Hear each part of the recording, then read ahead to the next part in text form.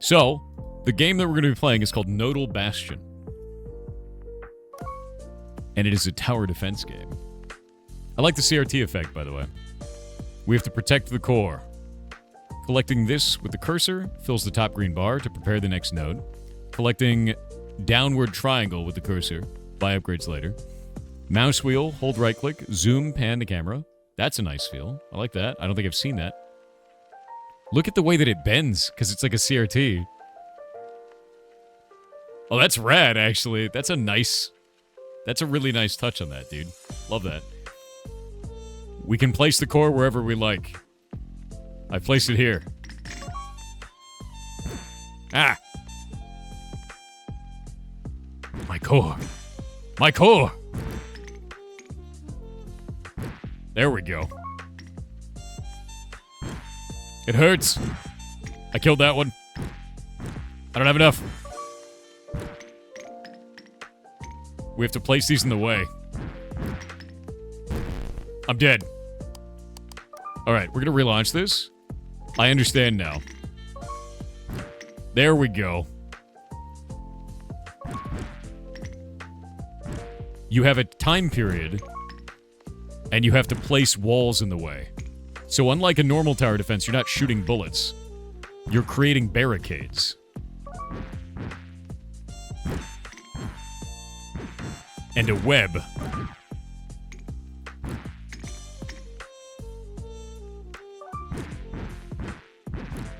There we go. There we go. We will survive. I've never seen a tower defense like this, dude. This is rad. It's a really interesting way to do this. Yeah. Further beyond. Oh no! It's exposed! The core! There we go. Oh god, no. My sadness. So now we can use our points to go and upgrade something. Boosters spawn periodically. These are now spawned periodically. Alright. Or we can increase our attack. Shooter unlock.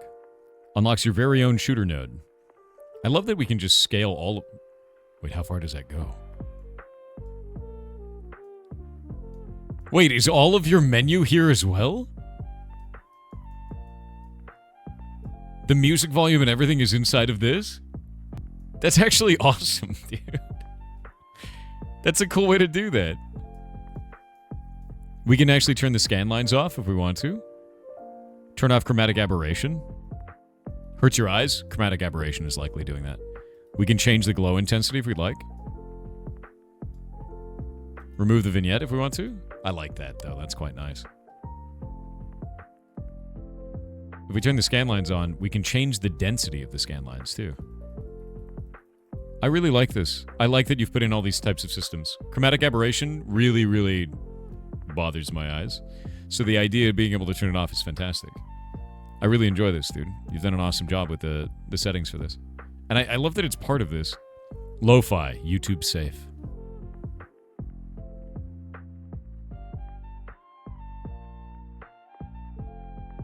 How many different songs do you have in here, and how many of them are not YouTube safe? The deep fear, right? My squiggly. It's a lot of squigglies, yeah. Can we increase the... Oh, we can't make it more. I'm gonna try this. What do we get under defense? Mines. Nodes have a chance to spawn mines on collisions. Unlocks a new shield generating node. Well, that's 200. I have 34. How much is this? 30? Done. Shooter appears more often. Oh, do I just generate the shooter? Oh. Alright, let's try it now.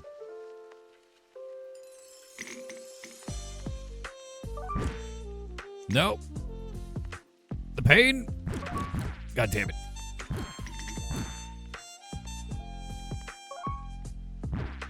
Got it. It's hard to get all these set up. In the beginning, it's just pain.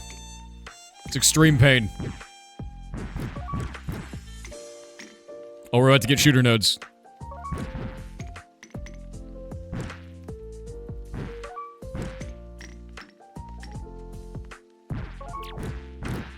Yeah, shooter node. No! My beautiful shooter nodes! Already dead! Defend them! Defend them! Oh, I think the boosters are actually working really well, though. Because I think those are giving me, like, more, it looks like. Oh my god, no, I'm being wrecked, dude.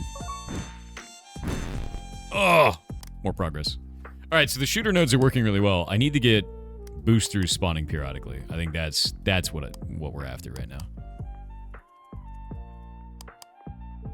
Can I scroll around this screen in some way? Ah, there we go. Never mind. Right-clicking lets me do that. I was doing it earlier. I don't know why I didn't realize that. Increase green node's health. Increase green node's damage. Spawn more per each linked neighbor. All of these are good. All of these are really good. So here's a question I have. Does the diamond make it so I can summon more things more quickly? Yeah. That's step better. Doesn't hurt my eyes anymore. It's likely chromatic aberration doing that for you.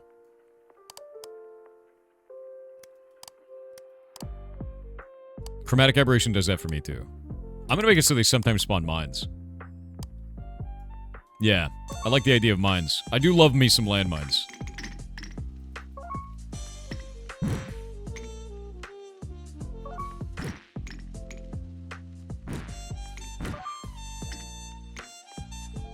Hello, friend. Landmines.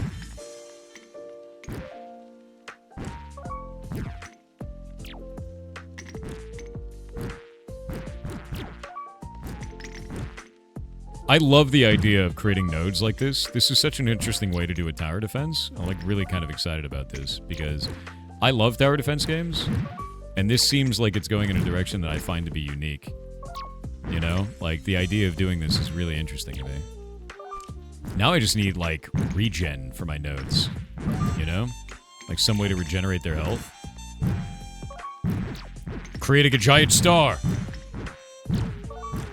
Defend the core. Oh, shit.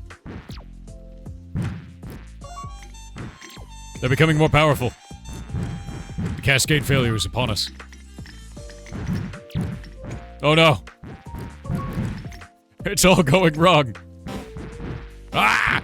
What is that? Oh, accidentally relaunched instantly. Hold up.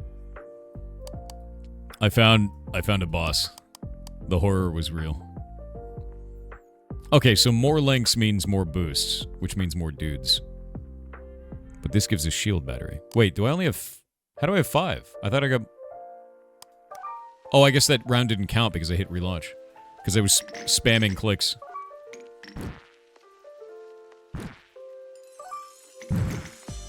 Yeah, I was spamming clicks so I didn't get anything. Unfortunate. Super interesting? It is. I just think it's a really interesting way of, like, putting a... It's a really interesting take on the tower defense genre. Is really what it comes down to. Like, I've never really seen that, so... And I do like the mechanics of creating different nodes. And, like, having to have an active gameplay with it where I'm, like, collecting materials, you know? You're not just sitting there soaking up points and, like, AFKing. Like, you actually have to have active gameplay the whole time, you know? A lot of these types of games will put a tower in the center, and that's all it is. It's just that one tower and nothing else matters.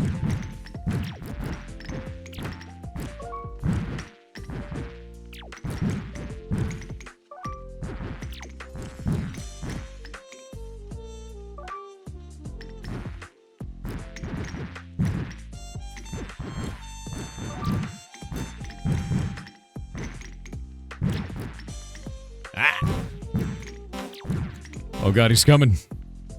The great horror. It's upon us. Oh. Progress. Alright, what does this do? Shooters deal more damage. The shooters don't seem super effective just yet. They show more often in the build queue. If we had everybody be a shooter, I think that'd be really cool. Unlocks an active skill which sends out a damaging pulse from the core. But we have to kill a boss for that, it looks like. It's got a skull on it. More mines. Shield generator node. I kind of want to get this. Spawn more power up per each linked neighbor. Spawn quicker. Increase collection radius. Heal field. Unlocks an active skill which deploys a heal field under the cursor. That's enormous. This reminds me of the phone game The Tower. I've played The Tower, actually, on phone. I think the big difference with this is The Tower is you have one unit and it just shoots a bunch. This is you have an active gameplay where you have to do stuff. Like, I stopped playing The Tower because I was turning on my run and then just putting my phone down and walking away. And I was like, this is not... I'm not playing a video game anymore. It's like an idle game with extra steps at a certain point. Like anything that uses squares, I dig that. Increase green node's health. I think just increasing health right now is probably the way. Yeah, we'll do that.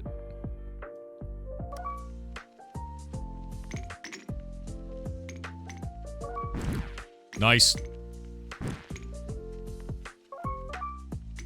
There we go. We're getting a lot of these. And because they're all connected, they're getting a lot of stuff. Oh, man. This is the way to do it. Look how many more points I'm getting then.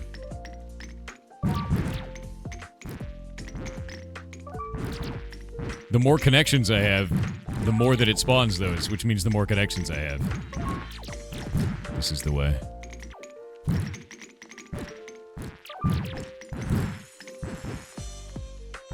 Crap, I'm getting on.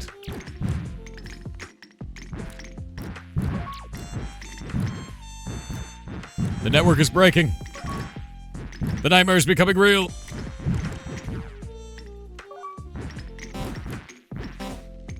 They're breaking into our world. Oh, wait, I defended one hit from him. Oh, no. Wait, what just happened? All right.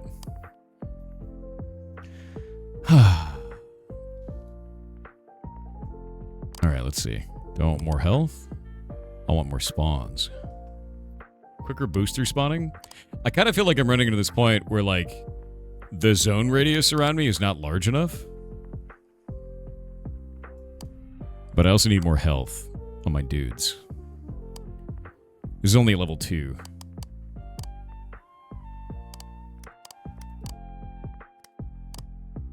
Yeah. Yeah, there we go. More mine lifetime. Mines on death shoot out spikes. Mines spawn W more often. Increase mine spawn rate. Alright. So I'm getting more defense options here. I need to get the shield battery for sure, but this, like, basic utility is kind of the way to go. Speed up production of the next node in the build queue. Visible at the top of the screen. Alright. We're gonna do that.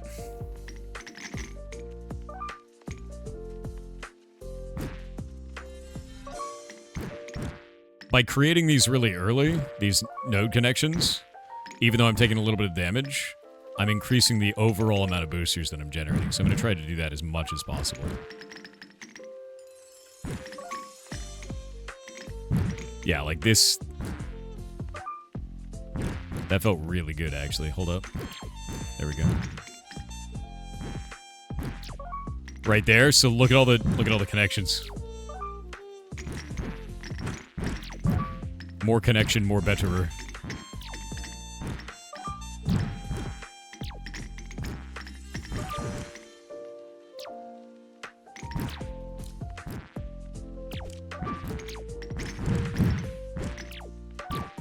It's working.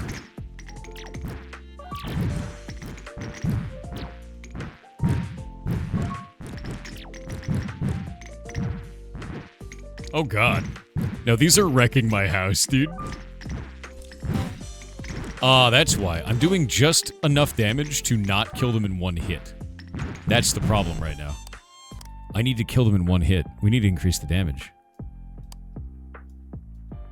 57. Collection radius. Yeah. Yeah. Red is bad? Generally, yeah.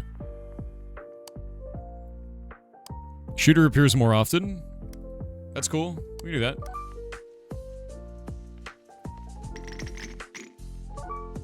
There we go. I want these to be as densely populated as possible. There we go.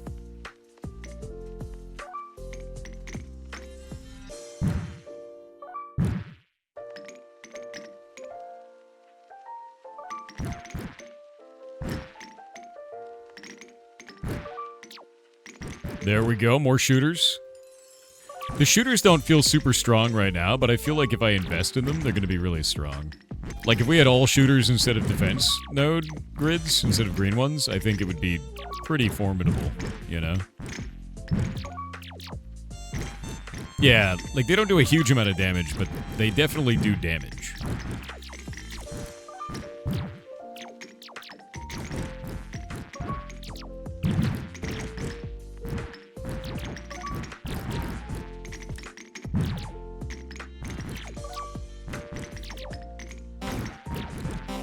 Please, sir. Please.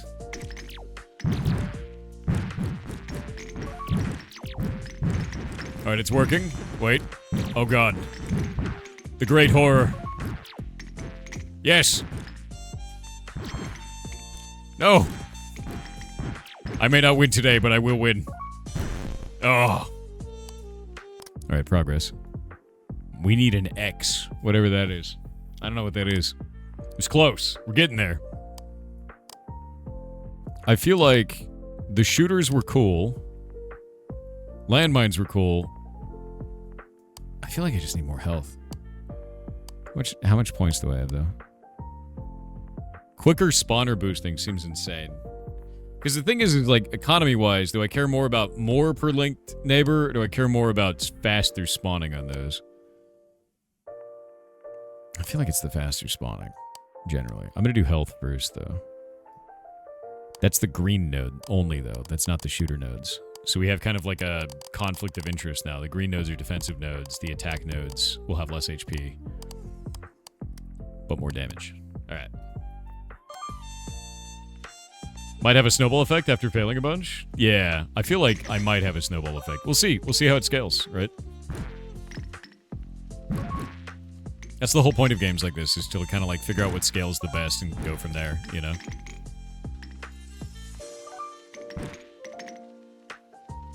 And that's sort of the idea every now, is just figure out what functions and then scale. Jesus, that's a lot of garbage out there.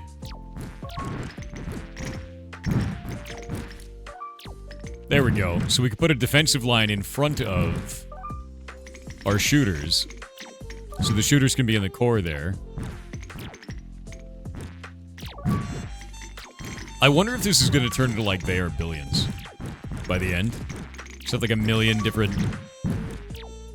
Like a whole just ton of nodes, and we have to zoom out super far. It's starting to feel that way.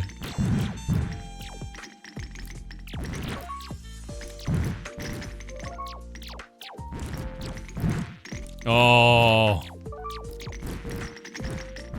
Defend the shooters. Defend them. Our back line. It's like tanks and mages right now. There we go. So I've got all the shooters in the center now. Oh, that's weird. I lost an internal defender.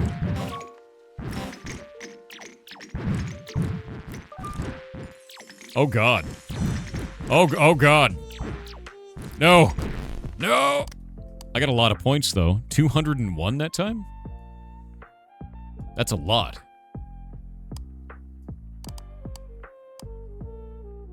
Okay. I feel like I get a lot of points compared to the other runs. Do you think it increased? Oh, did I win? Wait, I killed it? Is that what you're saying? Oh, if he came from the other side, I would have won. Okay. I was like, wait, what? I was like, I don't think I killed it. Yeah. Getting there. Why him so chonk? Him boss. We'll do that, and then this. We go again. The core is growing. Have this one kind of to the inside.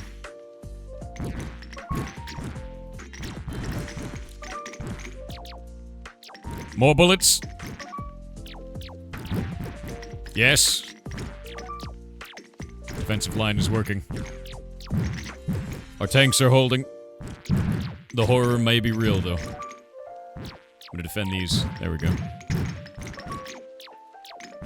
Yeah, I'm trying to get the triangles like defended. They're so powerful, but they can't take a shot to the face.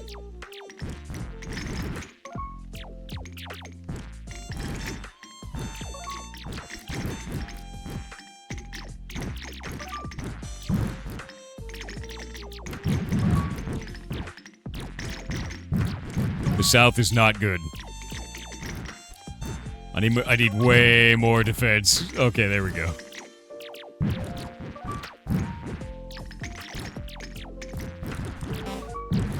Okay, where's it coming from?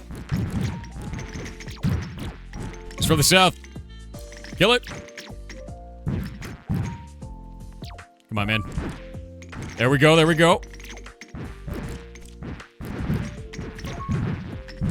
Live! Live, damn you! It's over. It's so over. Oh. It's close. It's getting closer. Death to the squares? No. More damage on shooters? That's what I'm thinking. Also increasing their life would be a really good option. Laser beam skill. The attack speed as well. Yeah, there we go. Okay. Just buff the hell out of the shooters this time. Because if we could have all shooters and they're tanky, I'm down.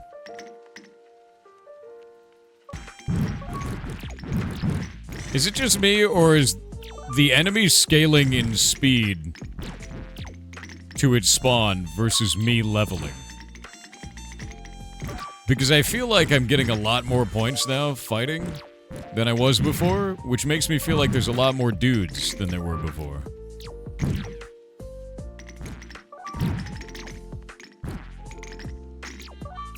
There seems to be a lot of dudes. The shooters do almost half damage on squares now? They do. What we need is we need shooters to one-shot squares. The red squares. Remember, gentlemen, red is dead. I'm doing my part.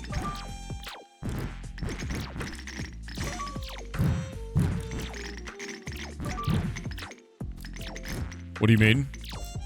The red squares? Oh, wait, no, your name is Red VT? You're definitely not like a spy, right? Right? You wouldn't be like a spy with that name at all, right? That wouldn't be you, would it?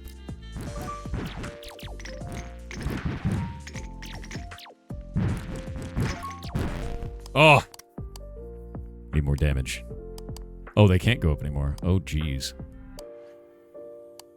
Showing up more in the build queue. That's a good idea. That's a good idea. And that's a good idea. We just make them into machine guns, dude. I got 12 points left. Not that you know of. And then I'll do more boosters, I think, is the next thing. Yeah, how often can we get these to shoot? Oh my god. Dude, suddenly... Yeah, no, they're definitely scaling up somehow, dude. They're getting way scarier. The enemy knows. Oh, hell yeah, it's working. The bullets. The bullets are starting to scale. It's beautiful. This is the way.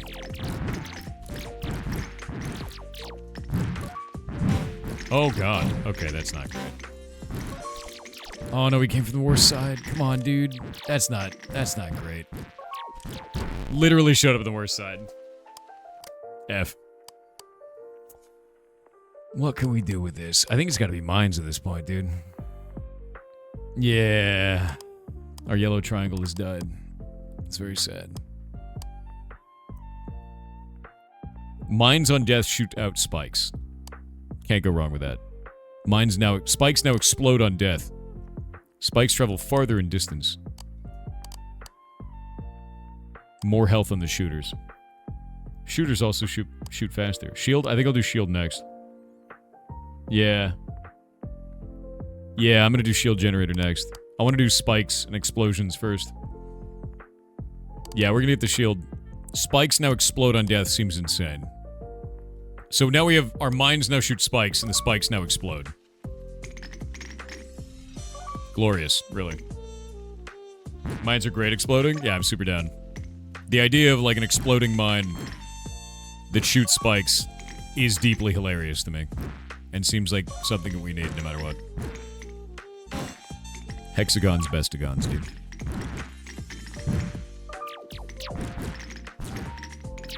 Oh, dude, look at that.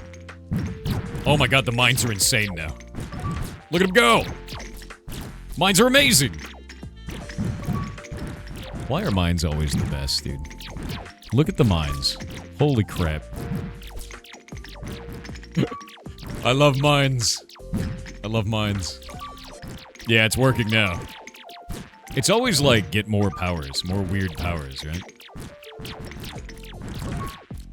Oh my god. Some of these are nasty, man. Alright, we're about to get the boss. We're getting up close to 200 points. Oh, nice.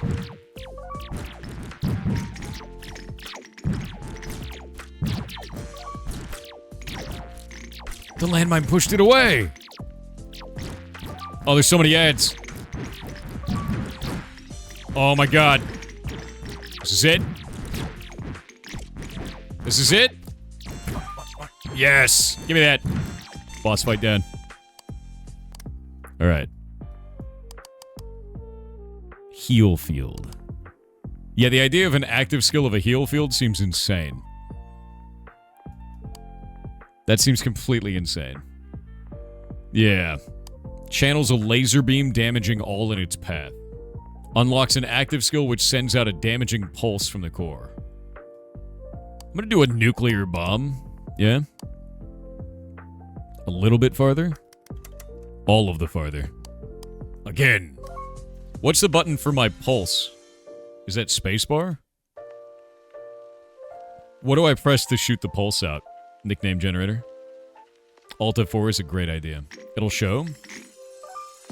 Yeah, Alt F4 is the perfect combo. Thanks, bud. You guys are the best.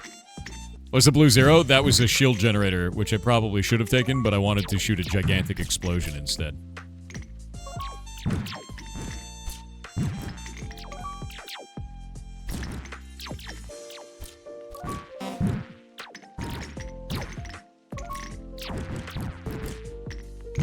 Defend the bullets. Okay. Press middle mouse button to use the skill. Bwong. Okay, that's awesome. That goes very far. It's a good bwong. Oh, and it goes up from the... Oh, so the more of the boosters that I get, the more that I can do the bwong, dude. Wait, are those shooter enemies? God damn it. How dare you? Bwong. Yellow cubes. Oh, hey, they have X's. So those guys have the next resource up.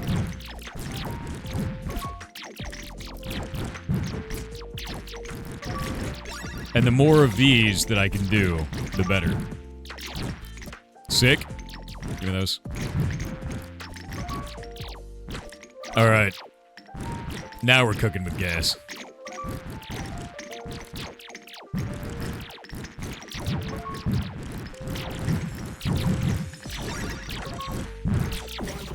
Gonna die soon.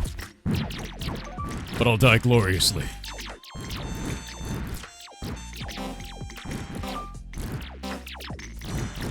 This becomes very active management. Like, very, very active management. Really, really rapidly. In a way that I wasn't really expecting. Goodbye, cruel world. Goodbye. It was a glorious moment. Alright, there we go. Yeah, it becomes, like, incredibly active management. What do we do? Alright, shield generator. Increase the shield node's life by 1. Shield battery shows more often in the build queue. Okay. I think I'll leave that the way that it is, and I'm gonna make quicker booster spawning. Because if I can keep doing quicker booster spawning, eventually we can just have, like, a massive amount of boosters, which means a massive amount of super. Yeah, they died as they lived. A square. I think next I'll make it so that the more links we have, the more that they produce. Because then it'll be faster and more. Which, as we know, faster and more is the best. Yeah. There's the shield node. How does this work? It blocks bullets. Oh. It blocks bullets. That's freaking awesome. Alright, so it creates a generator around it that blocks bullets but doesn't stop melee. Is generally the idea, is what it looks like to me.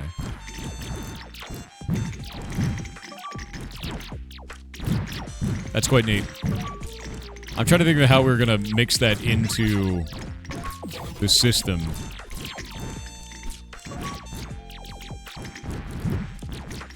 Because it seems like it's really good, but it's situational. Because everything feels kind of situational, right? They look like they last a really long amount of time because of this, though.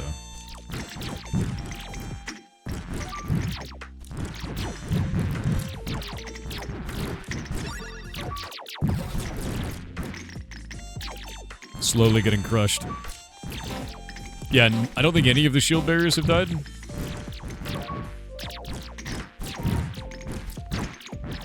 And they've definitely done their work, so like...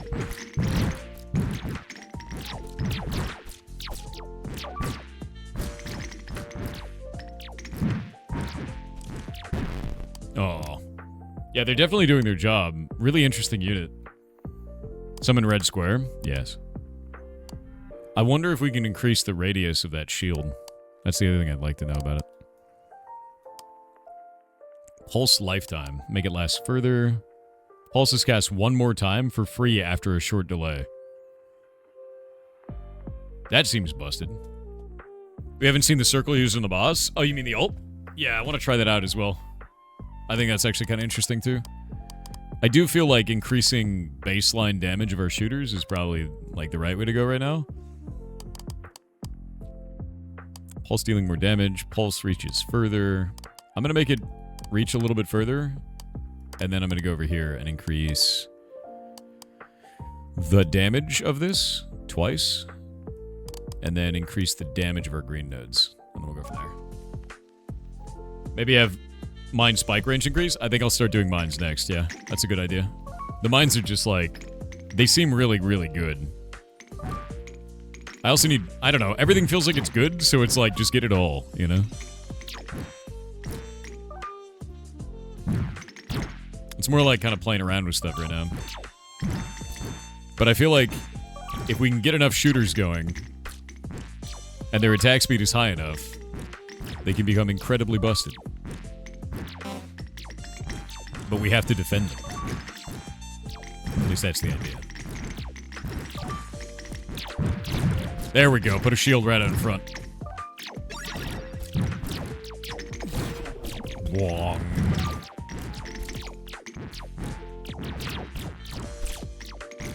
The double shield. Shield over there. Barriers around it.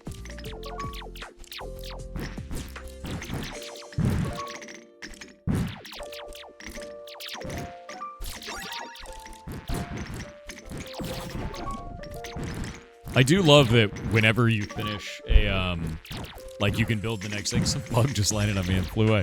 Whenever you like, finish a build queue where you can make the next one, it makes a nice little noise. Like, kind of a plink noise. The one thing about this is there's a lot of, like, really good audio feedback in this game. Like, really good audio feedback, I find. So it's like, collect stuff, and then when you hear that... Then it's time.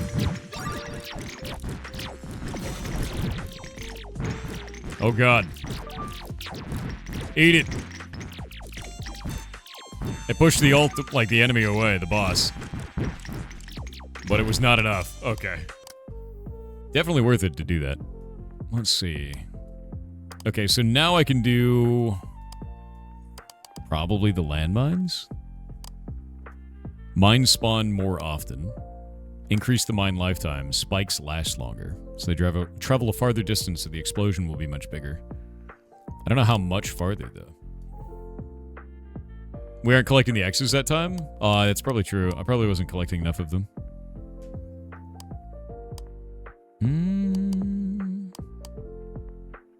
Booster spawning. More booster spawning. More booster spawning. That's done. And then we can do distance of mines. Increase mine spawn rate.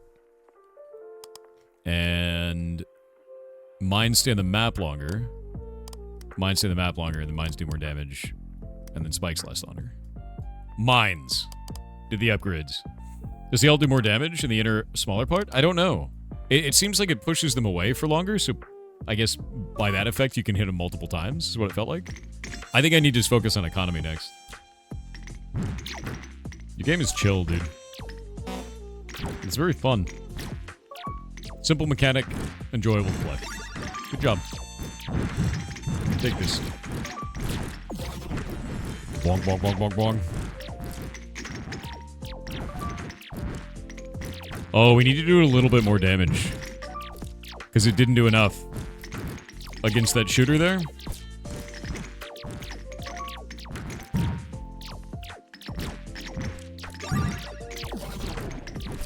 It brought that shooter to, like, pretty low, but not dead. Look how far the spikes are going now. That's crazy.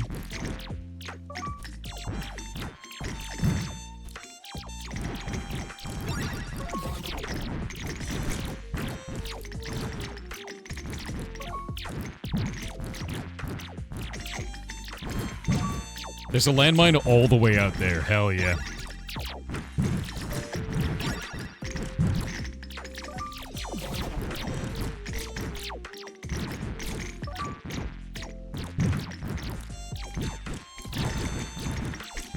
Landmines. The landmines. They're doing work. Be gone, you horrible boss. Oh my god, he's dead. Victory. The mines, dude. The mines are actually insane. We need more mines. Yeah, I yearn for the mines. I need more mines. But wait. If we can get the extra skill cast on this, that's insane. Because it'll go off once, and then go off a second time. Okay, so there's kind of two routes that I'm thinking on this, right? I do the defensive landmines route, all in on mines, or I go the economy route and the ultimate. Economy ultimate, or all in on mines. Either of these feels good. Either of them.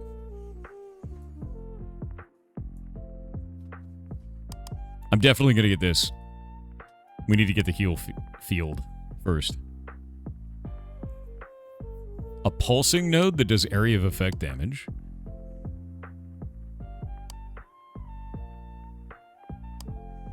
Okay. I think I'm gonna go all in on mines, dude.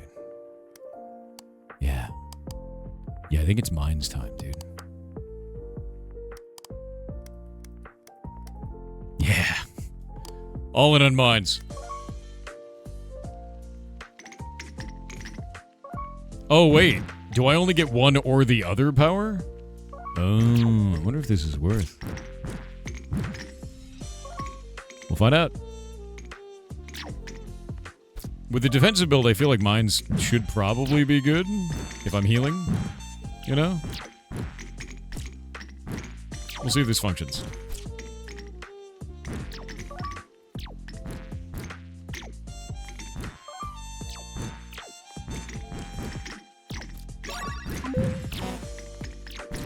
Okay, so it's healing everybody.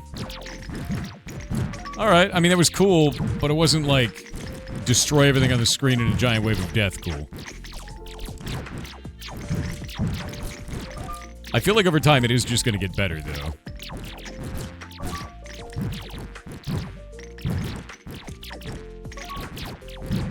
Because now we'll have more nodes. Okay, there it's going. It doesn't feel like it's healing a huge amount. Maybe it's around my cursor that the heal is going off? I don't know. I don't know yet.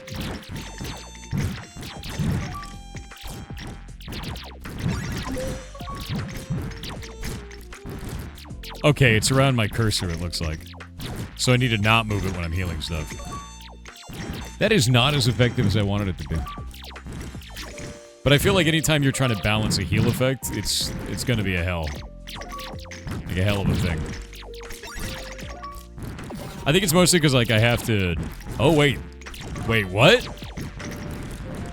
Does it choose at random which power it is? Can I scroll somehow? I know I'm missing out on the X's.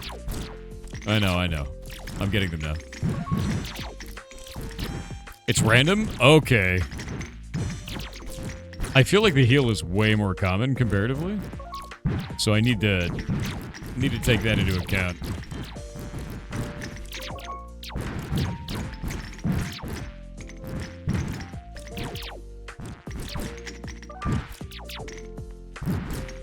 Oh god. Oh god, the horror. It's coming to kill me. Heal myself. Oh. It's fair. Okay, so the heal felt dramatically weaker. Dramatically weaker. And I don't know why. Yeah, there's a big plus below the bar. Heal where you place, exactly. But it did not feel as strong. It was not healing very much, but I think that's probably because I don't have the healing amount increased just yet. And maybe the radius zone? Does the radius zone also increase the healing size zone? Nickname generator? Yeah, I can unlock another skill. I can get this one, the beam of death. So I've got that, because I had 2 points. You won the game? You showed it wrong. Wait. No, I got 2 points in the last guy. The last boss gave me 2 of those. I didn't kill this guy yet. Maybe he needs to upgrade heal to make it better? That's what I'm wondering. That seems likely. Oh yeah, your bet? Yeah, I was like, wait a minute. It's like, no. Spawn more mines. 1 more extra mine spawned every time. Oh, 1 more mine. I mean, it's hard to say no to another mine. You know what I mean? Yeah. 1 more mine per mine. Yeah, I'm gonna do the mine per mine. I want to have more mines per mines, dude. And then I guess spawn boosters quicker would be a good idea. Yeah, more boosters. So we're at half a second faster spawn, which is not a small amount. That's actually enormous.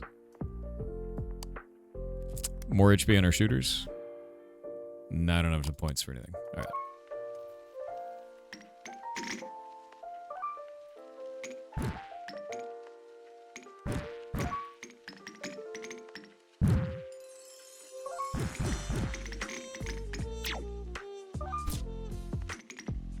Okay, first one's gonna be a boost. Or a burst, rather.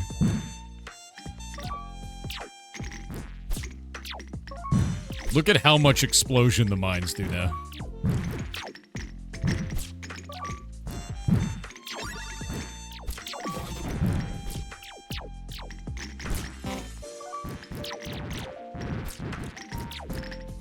Next one is also gonna be an explosion.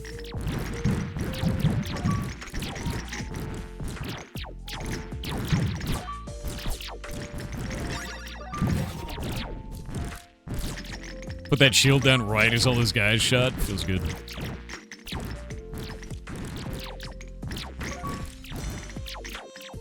I wish there was something that vacuumed up all this stuff. There's gotta be something eventually.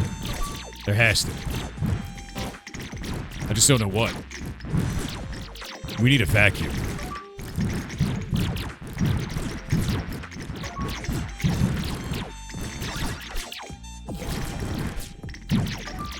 I think that almost just crashed the game. Something froze it for just a moment. The laser beam is coming. Let the beam grow. Okay, wait, I'm gonna wait for the boss, then I'm gonna use the beam on it. I think it's our only chance. Survive. How long to the boss? I have this crazy laser beam charge. Give me a boss.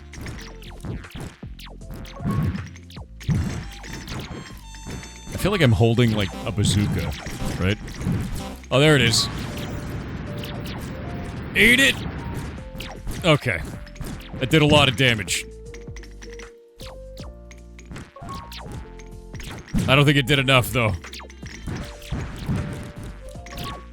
It did enough! It did enough! Lazy.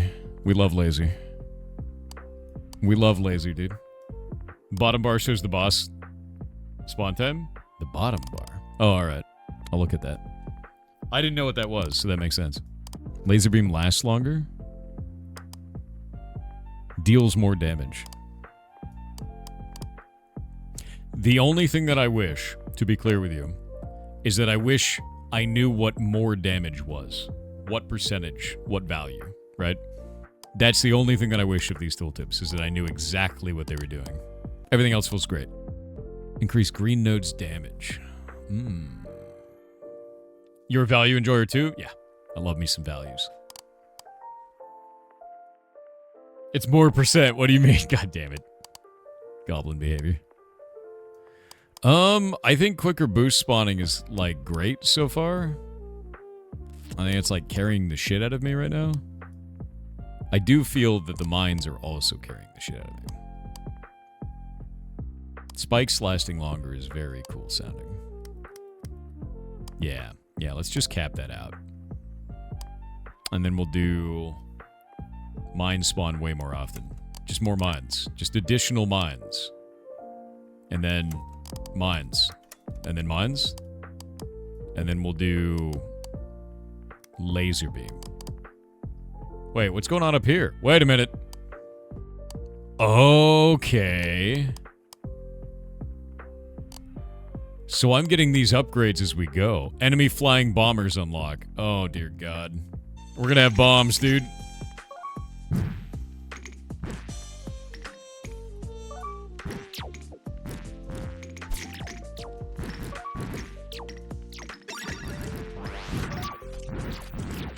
Okay, that doesn't work as well as I thought it would. I thought I could spin and just delete everything. No, I was spinning, I tickled everything, which is not what I was hoping for.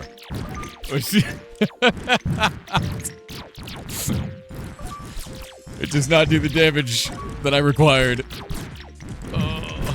Let's see. Hope you can get an auto pickup. Yeah, I hope so too.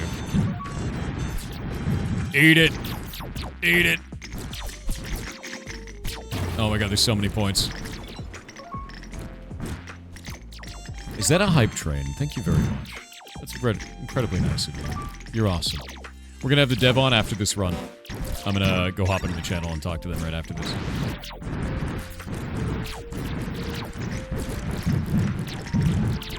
God damn it. Where's my points? There we go. The landmines! The mines literally just cleared a wave, dude. The mines are god. Yeah.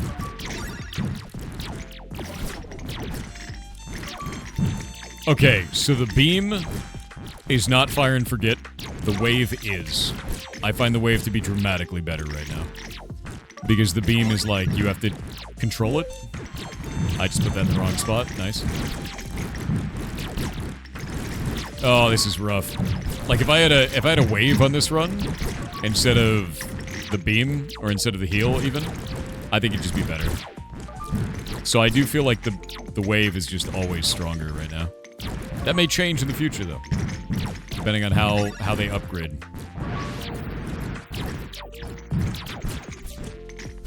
Nice. Try to get as much currency as possible for this. Nice. Alright, I'm gonna call the dev. This is red. Yeah, heal seems weaker. Yeah, it does. Currently, anyway. We haven't upgraded at all, so there's always that, right? The laser is better for the boss, it feels like? It does. I'm gonna hop into here. And it's always like one of those things of like trying to figure out which one is which. You there? Wonderful. Yeah. Okay. Yeah. Hello. Okay. I was like, wait a minute. Did I just mute you? Like, is everything cool?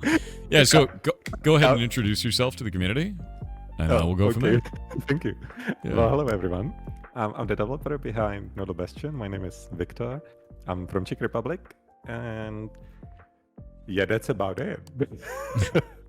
So tell me a little bit about your game. I've played a lot of tower defense games. I also play a lot of like mobile tower defense games. Like I'm super into that. And you've taken a different approach here with this node system. I have not seen that before. So what brought that on? What made you want to make a game like this? Oh, well, it started really like a very different game. And over time, I was just like scoping down. And I like that exploring in the skill tree. So that was the first thing I actually made. And I originally had the game just like a skill tree, and that it wasn't tower defense at that time. It was like a fantasy game, and I enjoyed that exploring new upgrades, moving into upgrade 3 when you don't know what's next, and things like that. And I built it like a grid where you like get stats and export and get new items and things like that, like a fantasy RPG style. So it's game, totally different game. It wasn't a tower defense at all. Yeah, completely different. And you were moving like on a grid on the map, like in Path of Exile, you have that ginormous skill tree. So imagine that, but it's like a game, and it's like a combination of a map as well as a skill tree. And at some point, I was like, it's growing in skill way too much. It was becoming way too big. I was like, I need to create a game which I actually can finish at a reasonable time. So I felt like maybe I could I like working with that grid, but maybe I'll scope it down a little bit. So I started adding enemies, working just like with simple upgrades on that grid, and enemies which moved on the grid, like literally just capturing your stuff which you used your skill points for. And then I was like looking at it, and the grid was kind of like it was interesting, but it was also limiting. And at the last prototype I made for it, I thought, like, how about I try to look at it from the other side? What if I'm the one who puts down those tiles, and the enemies come around? And then it turned into a tower defense game without me realizing it's a tower defense game at that time. That's actually wild that you started with a completely different game style. That's not what I expected at all. The game is still too loud. I will turn it down after this run. Yeah. Oh, okay. Yeah, no worries. I can put the microphone a bit farther. Oh no, you're good. So, no, they're saying the game is too loud. I didn't turn it down enough on my end. Don't worry. You're totally fine. Okay. Yeah. So I didn't expect it to turn into tower defense. Like, honestly, it started as more like a D&D style of game, like when you play like the campaign or something like that, in like idea-wise. And somehow it turned into this. And when I made a prototype over the weekend for this, I actually had a lot of fun with it. I was like, it's really nice to collecting the stuff around and working with those upgrades. I sent it to a couple of people, and I call it like a 60-second prototype. It's like really bare bones. And I just, hey, could you just give it 1 minute to play it? Just tell me, is it fun or is it not? And I had people who played like 15 minutes or 20 minutes and so on. So that seemed like that's when you know it's good. Yeah. There's something. Yeah, exactly. That's something to pursue. Exactly. So that's how this turned out to be. And then my friend told me, hey, this looks like Node Buster. Do you play Node Buster? And I was like, what is Node Buster? And that's how I discovered that there's a genre called incremental games, where you go through those small upgrades up. And that's how I started, like, okay, so there could be an audience for the game. Even visually, it turns out that Node Buster is very, very similar in a way.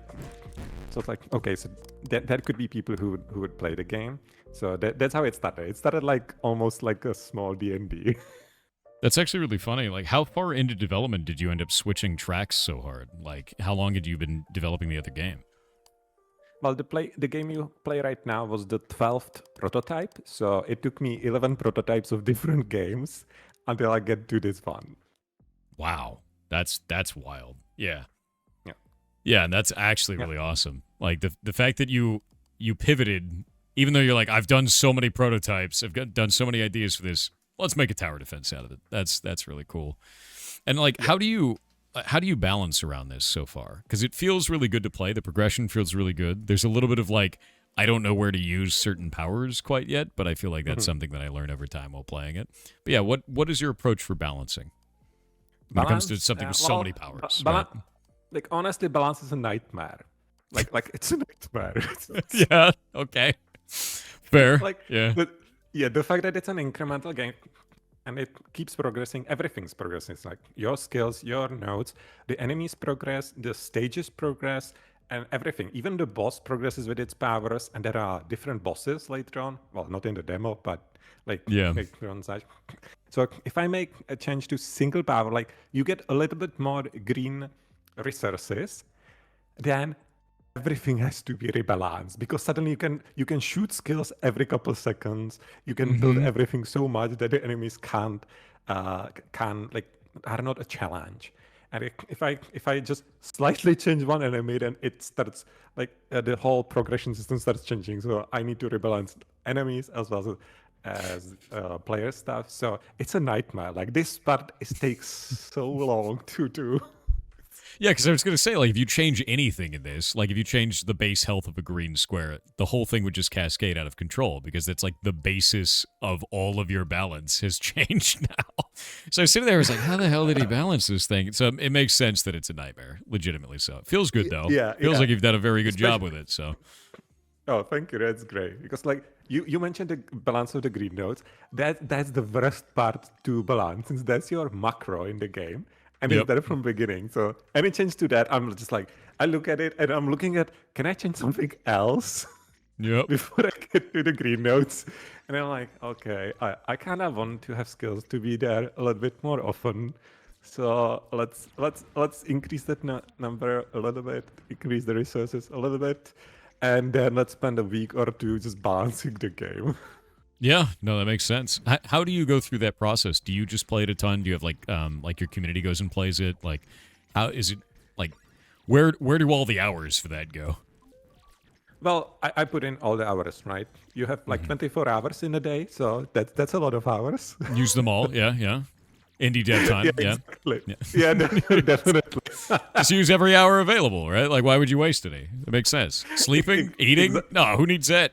Exactly. Oh, Jesus. Yeah, that's relationships. Yeah, anything. TV shows. Nah. Just make your tower defense game. That's it. Yeah, I mean, like, I do watch TV shows, but I have like a backlog from past like 2 years, which I haven't really watched pretty much almost nothing. Yeah, I just started watching Dungeon Meshi. I understand. Yeah. Dad is like, have you seen this anime that came out 8 years ago? I'm like, no. I guess I'll start that one next. You know, like... Yeah, I understand. Yeah, I'm the same. Like some friends were like, "Hey, did you watch the new anime?" I'm like, like which year is it from? Like, Yeah, is it new from like 6 years ago?" Yeah, exactly. How new are we talking?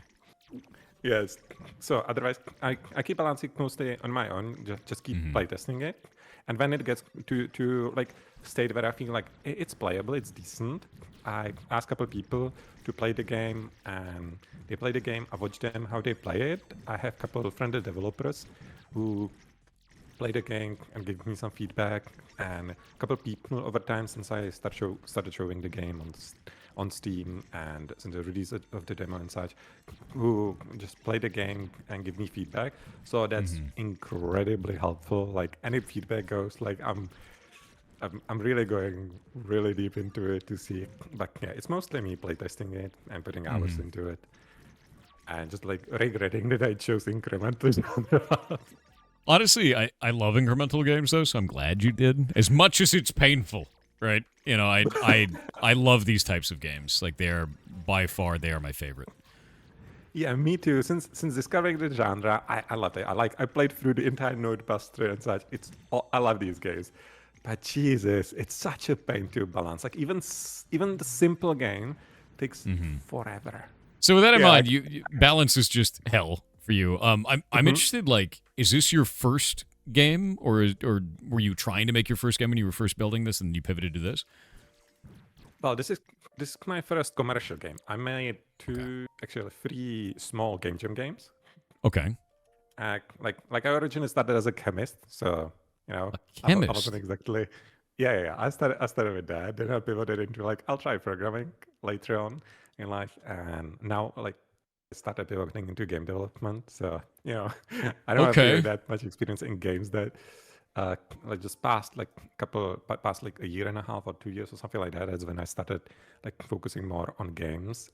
And now I thought like, you know what, I would like to make something to put it on Steam. I would also like to finish it. And, you know, the standard challenges in game development. But yeah, I've been learning a lot. So it's my first commercial game, and small games like you know how those go, right? That's But you've made something that's really cool out of it, right? Like I think this is actually really awesome. Oh, definitely. There we go. And I've also been learning a lot and working with other people, or working like learning from other people and such. Like when this stream started, right? I was like, I hope the game is not going to bug, and then bug out, and then you play the game, and the game like immediately 2 bugs. It's never happened to anyone. Okay. This is like, always going to be that way. The moment it gets on stream, it's going to blow up. Yeah. Yeah.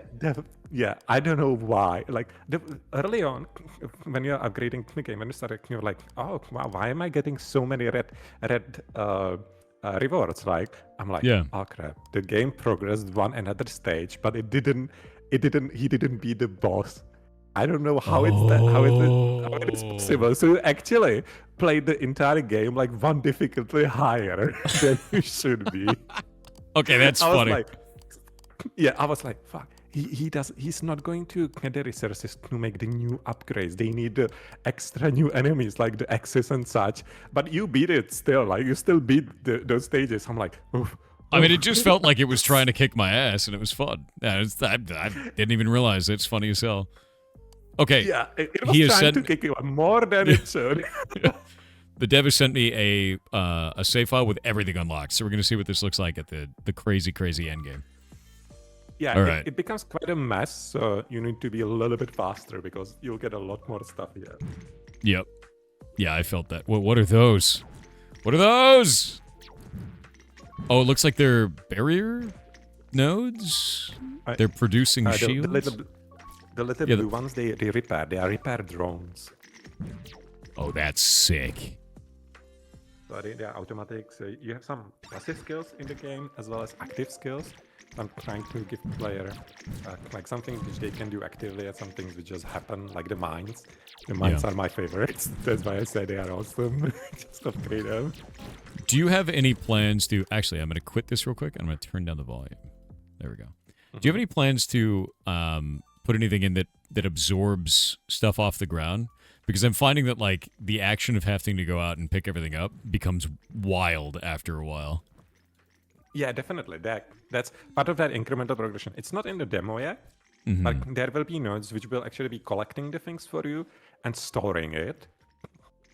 That's fantastic. Doing some stuff with that. There will be also a big passive upgrade, which will be slowly pulling all the things which you can collect towards your core from the entire map and such.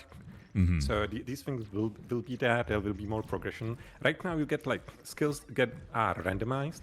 And the build order is also randomized. But eventually you'll be able to unlock a node, which when you place on the map, it will allow you to choose like what that node, like a factory. So you will have like a random order of nodes at the top to build, but you can also specify like things which you want to do at certain times. So you will get control over the build order to a degree as well. And for skills, you will have some things too. So currently you get all the skills, but I would like to add a load up. So, you know, like having like 2 or 3 skills, let's say, which you need to choose, which you want to use to make it a little bit easier for people when it comes to that RNG. Since that becomes sometimes an issue when you get a heal 4 times in a row like you. Yeah, no, that was true. Yeah, I was like, does this only do heal now? I thought I'd only equipped that kind of a thing. I do... Yeah. Yeah. I do think these upgrades are wild, man. Like, I just tried each one of them out. The wave shooting, like, 3 waves. The laser becoming, like, a laser that clamps down. Like, this is really, really cool. I dig that a lot, actually. Yeah. Oh, that's great. That's awesome. Like, I tried to put it... Like, I think the laser in general, like, early on and the heal skill both need, like, work in the early stages to be a little bit more impactful or at least feel more interesting. I think the wave... And the drones currently feel pretty fine. The mines are pretty neat. The mines are amazing. I love the mines. That's what I was focusing before I did this. But like, the drones feel great. Like I didn't realize what was happening there, but the fact that they're healing drones that are being spawned out of the core that's awesome, actually. Yeah, and I have like more plans for drones. Like each section, these are currently utility drones, and each section will have its own type of drones. And if you get all of these upgrades for drones, that will actually unlock you like extra drone upgrades. So you will have like even in upgrades together will work like incrementally, and that will just boost the drones in like new functionality and such. But that's a full version. They couldn't make it into demo. I actually really love that because it feels really interesting. You know, like it feels like I'm creating a network. What is that glitch field? What is that? What does that do? Oh, Created like that freezes enemies. It Oh, stops okay. them. So you can stop them and then laser all of them or things like that. That's You can really eventually interesting. like combine this different skills. I'm being owned by And eventually bombers right now. It's great. Oh yeah, yeah. This part gets a little bit difficult. Yeah, yeah. It gets overwhelming when you get displayed. I wanted to give people at the end stage like more of a challenge. Yeah. And yeah, not that many people finished the last stage. With that in mind, do you have any intention of adding something like leaderboards or like a versus mode or anything like that, that players would be able to compete against each other for best times or best score? I would definitely like to add a leaderboard. That's on the list. It just didn't make it into demo because I was, I needed that one extra day or one extra week to get things done. But I 100%. needed to release it. But definitely, leaderboard will be in the game. When it comes to the versus mode, I'm not entirely sure how that would work. Like, I have some idea for like special bosses, which might feel like a versus mode sorta, but against AI. But it's I don't want to talk about too much about it since I don't know if that will make it into the game. Totally So fair. leaderboard definitely, Yeah. and there will be different bosses. So right now, I know some people mentioned Nodebuster. In Nodebuster, when you play against the same boss all the time. So in this game, you will have different bosses. So the next boss is then like a massive air carrier, and it has completely different functionality inside. So I want to have that progression as well. That's really awesome. No, that's actually really cool. I like the idea of different bosses throughout this because it'll change the way that you kind of do things tactically. And I also really like the idea of a node that picks things up or like absorbs stuff or maybe a power up that makes that happen. Because like at a certain point, I was like, I'm spinning this and then I got to build. And one of the things that I realized that was really interesting is you have to pick up the green things to be able to make it so you can build your next tower quickly. Is there anything you have planned to make it so that's like kind of a queue? Because what I notice is I don't want to pick up the green things if I'm about to hit full on building the next tower because it will waste them, if that makes sense. Oh yeah, and that feels like, and some people come with that too. It's just like especially early on when you have only green nodes, it feels like a waste. But I think like part of that is like a play style. So this is kind of built more around rather than waiting. This is more like get resources built. When you have it ready. But when you unlock skills, the green resources also fill up your skill bar. That's so true. You are not wasting that much. That is fair. Once you get the nodes, which actually like start collecting the stuff for you as well, then it will start like you will have storing. You will be storing the resources, so you will be able to boost production even like more actively without collecting it that much. So these things I definitely am working with. People gave me feedback like sometimes like there could be 2 build bars or things like that. So you can produce. So that's an option. I tested it at the beginning. The problem with that I have is like if you fill up the first bar and then feel like it's a waste of resources to collect, like what stops people from filling up 2 bars and then feeling it's a waste again? That's true. That is true. You're not even wrong. Yeah, no, that makes sense completely. And I think it's cool because like you know exactly what the player is already feeling and like you've heard the feedback before and it seems like you're really in touch with what, the player feels and like how it should be towards the end game. Because like that's one of the things that's always interesting to me is like what do you do when a player gives you feedback and you're like, well, that's a temporary problem, right? Like that's a problem that you get over later in the progression. Keep playing, you'll see. So that's interesting. Yeah, exactly. I think it's actually really rad. Yeah, exactly. That's what I hate sometimes with feedback with this game, especially the feedback now after the demo. Is but a lot of people are kind of like, this is too difficult, too much. Like this thing is too weak. I'm like just put a little bit. Keep upgrading it. The laser becomes broken. Promise. Yeah. Exactly. Like people are like, shooters are so weak. I'm like, yeah. But shooters are probably the most OP or second most OP thing in the game when you increase the attack speed and a little bit of upgrade. Because the moment you get them, you can create like an AA battery, right? It just shoots everything everywhere. so this is kind of balancing that feedback and how people approach it. Like it was like we want things to be impactful immediately. I'm like, yeah, but I need you to upgrade. Like I need to get down to. So I'm balancing it. Like let's make some things like heal and laser. Let's improve that. Definitely a lot of feedback on that. But I can't. I don't want to go too far. Otherwise, the upgrades themselves lose the value. Fair. Yeah. So But here's something that I find sorry. interesting as well, and this is also kind of like a confusion on my part as a player.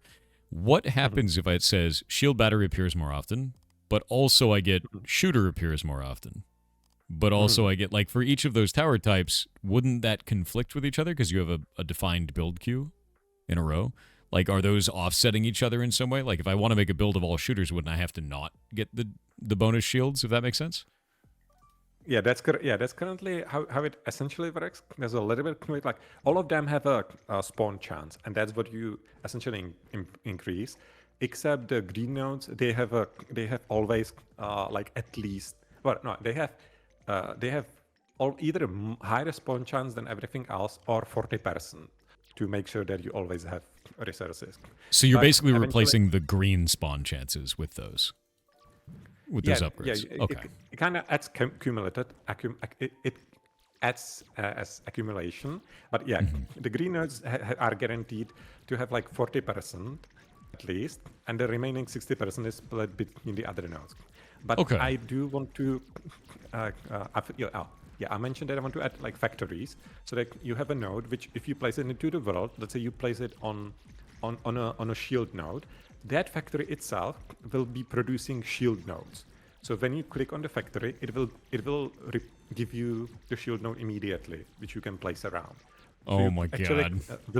will be able to be like very strategic about when you need certain things. So if you're And thinking I would about also- adding stuff like that, like with factories and everything like that, are you thinking about increasing the like level time or having an endless mode? And endless mode is something I have on my list actually. Okay. Yeah, because I was gonna say, I was like, once you start adding like defined structures and like building out a thing, that starts to feel like endless mode of like how far can I possibly go? Yep, but I don't want to go like full automation. Like Yeah. you are still limited by resources and such. But right now, already the game time, as you progress through stages, it actually increases. Early on, the burst spawns in like a minute, 50 seconds, 40 seconds, something like that. And on the second stage, it already takes 20 seconds longer and such. So the games get, or the sessions get a little bit longer through like first 4, I think, stages or so, and then it settles down at like 2 minutes, I think, or something like that. Can't remember right now. Yeah, no, that's fair. I mean, like, it's a but lot yeah, of I numbers want for you to to add that. remember. Yeah, but I also want to add like a loadout. So you actually unlock different nodes, but you can bring with you only like, let's say, 5 nodes into the session. So then even if you increase the spawn chance from different nodes, if you say like, hey, I don't need shields right now, you don't need to bring them with you. That's interesting. I like that a lot. Eventually. Yeah. So I want Yeah, to 'cause give then you more can control kinda, to like, tune players it. so they Yeah. can choose. Yeah, Yeah, just tune sorry, it all out. talking over you. No, you're fine. You're fine. We're talking over each other. That's how it works. Live, you know? No, like, legitimately, I think that's really cool because you end up making a build that you can then define and then bring with you. I think you've got a lot of really awesome ideas for this, man. Like, 100%. I really, really do think you have a lot of cool ideas for this. Thanks. That's awesome, man. And like these builds, even for like loadouts, even for skills, like I want them to like to give people options. Like since there will be different bosses with different abilities and functionalities, then it will start making more sense once we actually have a different boss, right? Right now it doesn't make sense, but once we have a different boss, then different loadouts start making sense. Like, so for example, boss which shoots a lot, then it makes sense to bring shields, for example, right? If you need to protect yourself. But against the square boss, you don't really need shields that much, unless you need to defend against the shooters and such. So I hope that will like be that incentive to change the loadout for players, so they don't stick to just one thing. Yeah, so you can swap between them and try different builds and do different things. At that point, you'd have to have, like, I guess, enemy types and level types that really are meaningful for that, right? Yeah. So like definitely. I guess at that point, are you interested in making challenge modes, like building out a challenge mode of like this is only this type of enemy and there's a billion of that type of enemy, or like, you know, survive this onslaught sort of thing with only green cubes? Oh, that's pretty cool. I haven't thought that far against Okay. like achievements for it or like modes for that. You know what? I'm going to write it down. Okay. Go for it. Yeah, because I'd love a thing like that. It's like, here's a challenge mode. This is a predefined build. You have to use this build. Survive, right? Like that'd be kind of interesting. Is like things like that where you could get achievements or anything like that. That's rad. Oh yeah, that would be really cool. That's great. And then That's you a could have great idea. leaderboards for That's a that. great idea. There you So- go. Yeah. yeah, that's awesome. And it even works together with Steam achievements, like right Mhm. together. That's great. Okay, I'm glad I came. Looking through your Steam page now. Just send look me at your this. invoice later, okay? Okay, yeah, there we go. First one's free, bud. No, this is sick though. I love that you did this like pixel block art for the Steam page where it looks like it's coming through the Steam page. I don't think I've seen anyone do that before. That looks rad. I really yeah, dig I that. thought I really put a lot of effort into the Steam page, hoping that it will feel interesting, that it will catch people's eyes. Like for games, even what I write things around and such, and the trailer and such. There was an interesting experience. And so, I have never done this, right? It's just, usually I have some beakers and put things together. That was my experience. So this was interesting. Yeah, no, it looks really good, and like being building all of this out, and then your capsule art looks great as well. It actually looks really cool. I am interested. How do you feel the reception for the game has been so far? Because you have your demo out, but you haven't launched your game yet. It's coming out in March. So for the demo, how do you feel that people have felt about it? Well, so far it was great. Like there are not many reviews. People turns out don't really write reviews that much. It's fair, yeah. But feedback has been amazing. Like I was worried about like the state of the movie. It's like I need to balance it more. I need to change this and so on. And I eventually released it. I was like, Jesus, what are people going to tell? And so far, everyone who sent me feedback has been really wonderful, really nice. Sometimes people were like, hey, balance of some things could be better or so, but everyone always said, hey, but I really like the game, I like the concept, it looks cool, it plays well, it feels addicting, and I'm wish listing the game. So far it's been really amazing. Like the only problem I would say so far is like getting it to people, which I'm sure you're familiar with. Of course, that's why we're doing Indiecember. That's the whole point. Get it out to people, show people That's stuff. awesome. Yeah. That's awesome. But yeah, people so far liked it. I even got some really surprising feedback. Like my game, supports Windows and Linux, and first feedback I got was from someone on Mac. Oh, yep. And I got a bug report from a Mac user, and I was just sitting here like, They're probably and I using. just, Yeah, that's Yeah, interesting because that means there's some layer in support. between. Yeah. And I just read it and just went, through the list in my head, like, okay, I don't think there was any. I checked the Steam page, I was like, okay, I don't have a Mac build. Like, how do you approach like bug reports They're using from the Windows systems that build, you don't yeah. even support? Yeah, they're using Proton or something in Mac. Yeah, it happens. It happens quite a lot. You'd be really surprised. Yeah, definitely. And And another surprising was recently that was from a Linux user who was letting other people know, hey, game crashes on some Proton version, but if you go to Proton 9, it works. So that's great. People use Proton 9. I'm like, hey, that's really awesome. I'm just wondering, like, I have native Linux support, right? yeah. Yep. So someone is playing a Windows build on Linux. So I'm like, Yep. I need to take all of these combinations into account, I guess. It's one of the same things with like compatibility like that between different versions is really rough because especially in the mobile market because you have like a million kinds of devices on a million different architectures and you're like, okay, I'm just gonna release a game and it doesn't work on like 50% of phones out there. Great. And you have to find a way to get it to work on that. So that ends up being a huge amount of effort, man. Like I ended up dropping Mac support for ours because the build process was just a nightmare. It was like 100% of our problems with builds, and with Linux, I'm just like, a VM is open, it's done.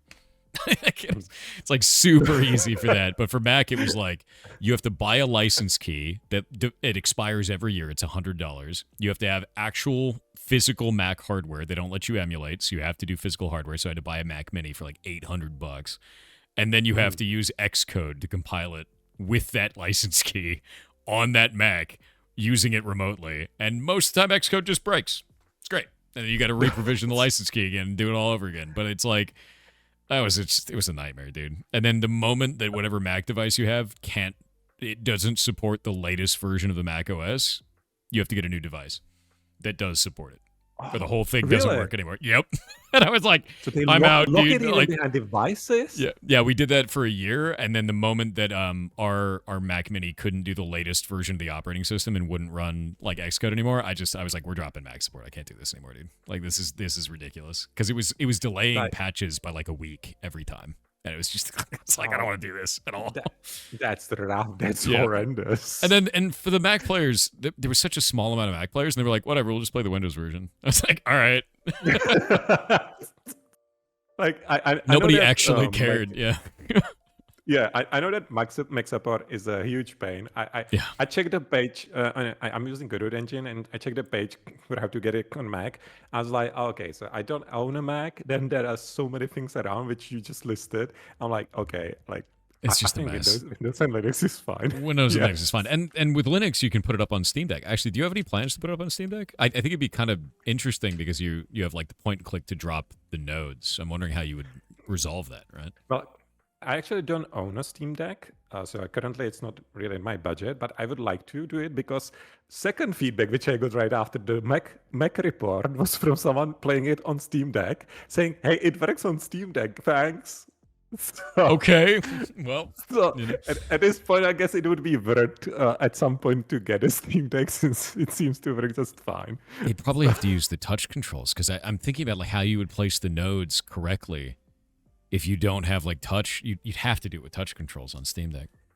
Also, people in chat are saying that you can use like cloud services to provide OS X agents, but you still have to get the keys and do the whole process. So, and then you're sending your keys to somebody else.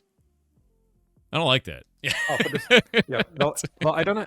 I'm not doing it for Steam Deck, like directly supporting it myself because I don't own a Steam Deck, so I can't test it. Fair. Like, and I don't want to release a game where I can't test it on a device and then let people have some issues. Like that's why I didn't support Mac initially because I just don't feel comfortable doing it because like if eventually people pay me for the game, I want to be able to support it and to work with it. One of the things that I found so far don't have. One of the things I found developing on Steam Deck is if it works on a normal Xbox controller, you have most of the work finished for you already. So if you do end up going the route of going like Steam Deck and you want to do it, just get like an online Xbox controller first and build it out so that the UI and everything functions on the controller because 90% of your work is done at that point. It uses the same inputs most of the time. Yeah. There's some there's some like really specific shit that I had to do with like how menus function on the Steam Deck because you can exit out of a game and the game keeps running on Steam Deck, and we had some bugs with that, but like that was it. I think it was the only thing that I really had to care about outside of normal controller support. Really was not bad. Mm-hmm. Oh, that's great. That's great. Like the only thing for me right now is in that case the budget for Steam Deck. 100%. Yeah, no, it's expensive. Since it's the first game, I want to like keep everything like reasonably limited. So you never know what's going to happen when you release. Speaking of budget and pricing on stuff, do you have a general idea for how much you want to charge for the game? Knowing that most of the time indie devs will undersell themselves, to be clear.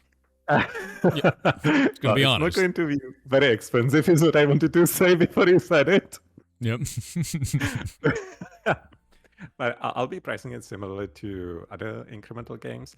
So it's not set in stone entirely, but I think around $5 or something like that. That's a great price. Is going to be for the game. And it would be great if I could go. What was the GTA expected for? $70 like baseline. Like, oh my god. That's so much. Really, money, $70? Oh, it's like 70 or 80 or something. Yeah, it's like 70 or 80 now. Like most AAAs are up in that 60 to 80 range now, and that's before you end up getting like the big pre-order bonus for 110 or whatever it is. That's so much. Yeah, the Diablo 4 already had $100 for that second tier, right? Yeah. Oh wait, people are saying GTA 6 is $100. Is that 100 baseline though, or is that the special whatever edition? That's too much. Either way, it's $100. Like, yeah. That's kind of like I'm probably not playing that for quite a while. That's like a tenth of a stick of RAM, guys. It's so bad now. The pricing's gone insane. We were looking like last month, and RAM was like $200. It's $1,000 here now. It's like $950 for 64 gigs of RAM. It's terrifying. It's actually Yeah, on nowadays everything's bonkers. going up. But maybe GTA they keep pushing it forward, right, into the future. Yeah. So maybe they're just waiting for other games to increase the price because Diablo 4 Oh. came with $70. Doom started with $80, right? Yeah, maybe So they just they're need a just couple more ahead. AAA games. So what you're saying is the GTA 6 developers have gone into the future and there $100 is normal for a video game. I can't believe it. You figured it out. I'm Exactly. They're like, we can't release it yet. We know. There. They're like, we know when it'll succeed. We have to release in the future. It's not ready yet. You know, the game has been done for years. Like they're just waiting for the opportune moment. They've seen the timeline. I believe it. Yeah, and they know. Yeah, and they know things about the Elder Scrolls which we don't know yet about. That's true. It all makes sense. Explains why it's been pushed back. Yeah. No, this is cool though, man. Like I think $5 price point makes a huge amount of sense. I think that is like that's in that range of. It's weird because I see like when there's a $1 game, people kind of go, I don't know about that. That seems sketchy. When it's $3, they're like, okay, it's probably a little bit scuffed, but whatever. It's $3. I don't care. When it's $5, they're like, hey, this is probably a well built indie game. If it's $10, they're like, that's kind of like a really good indie game. And when it's $20, they're like, that's almost a AA. Like 20 to 30 is kind of like the AA range. And then $60 and up, everyone's like, that's AAA bullshit. I don't care about that.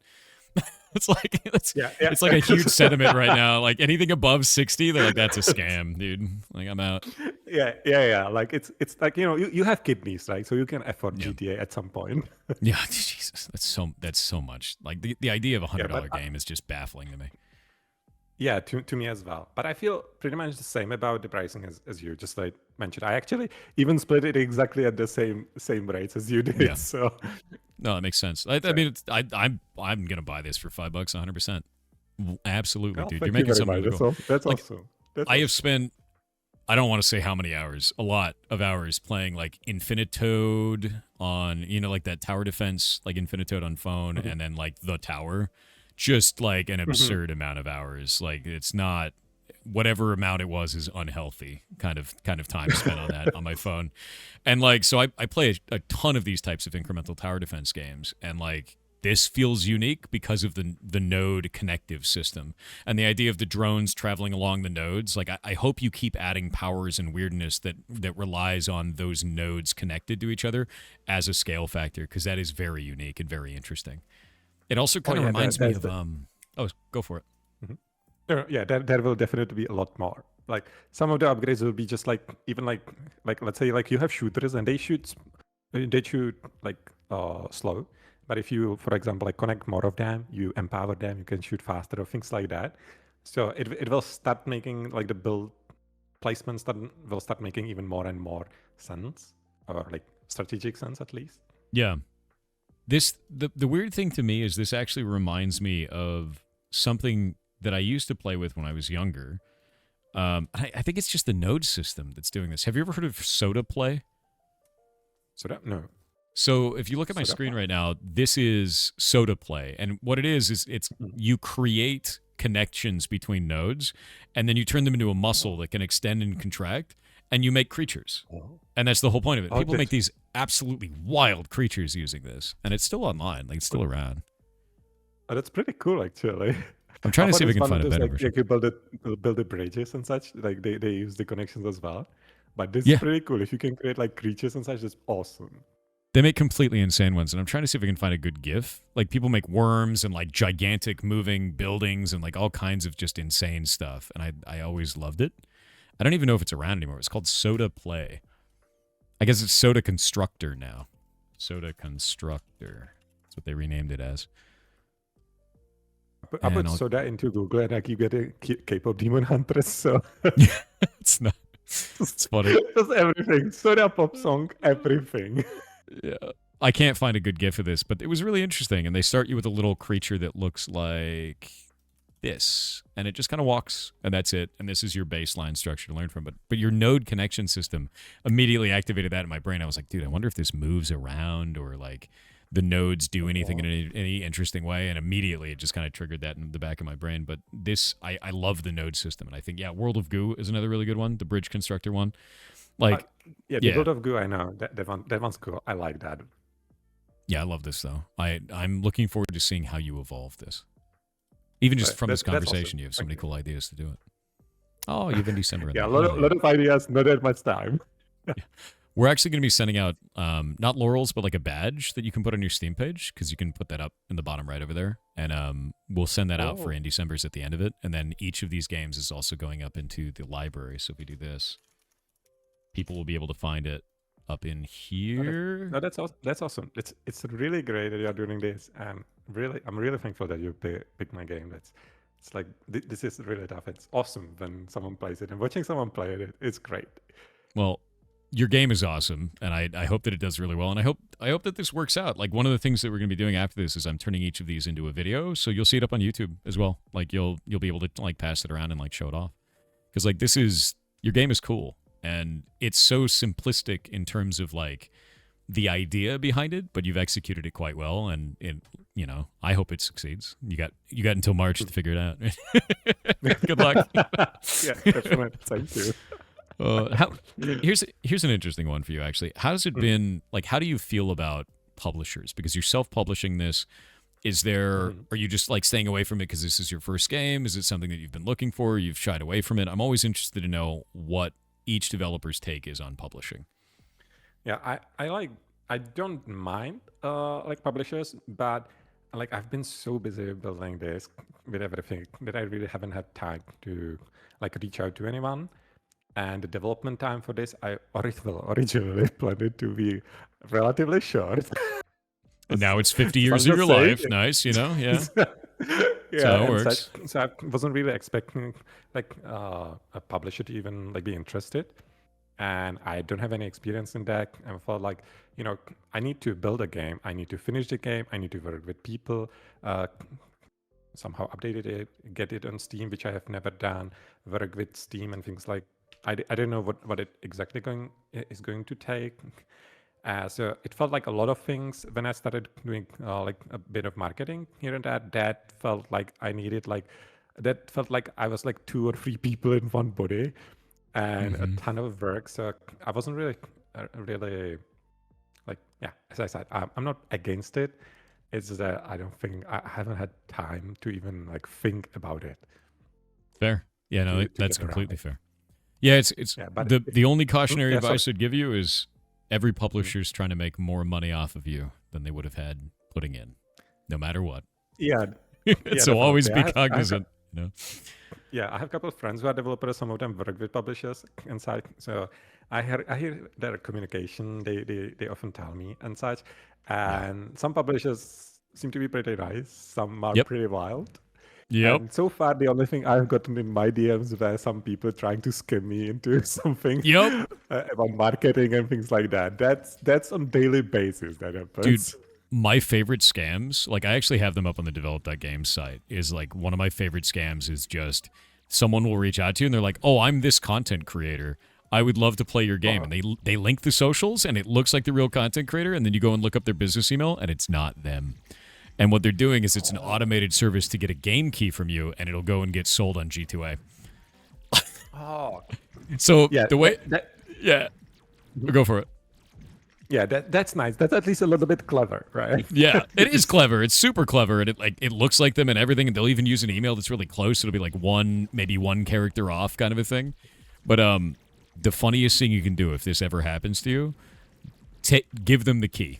And I know that's a weird thing to say, right? But give them the key, wait 24 hours, and then burn it. So Steam will let you disable a key. So they put it up for sale on G2A, and then someone buys it. The key doesn't work, and they leave a negative review for the seller.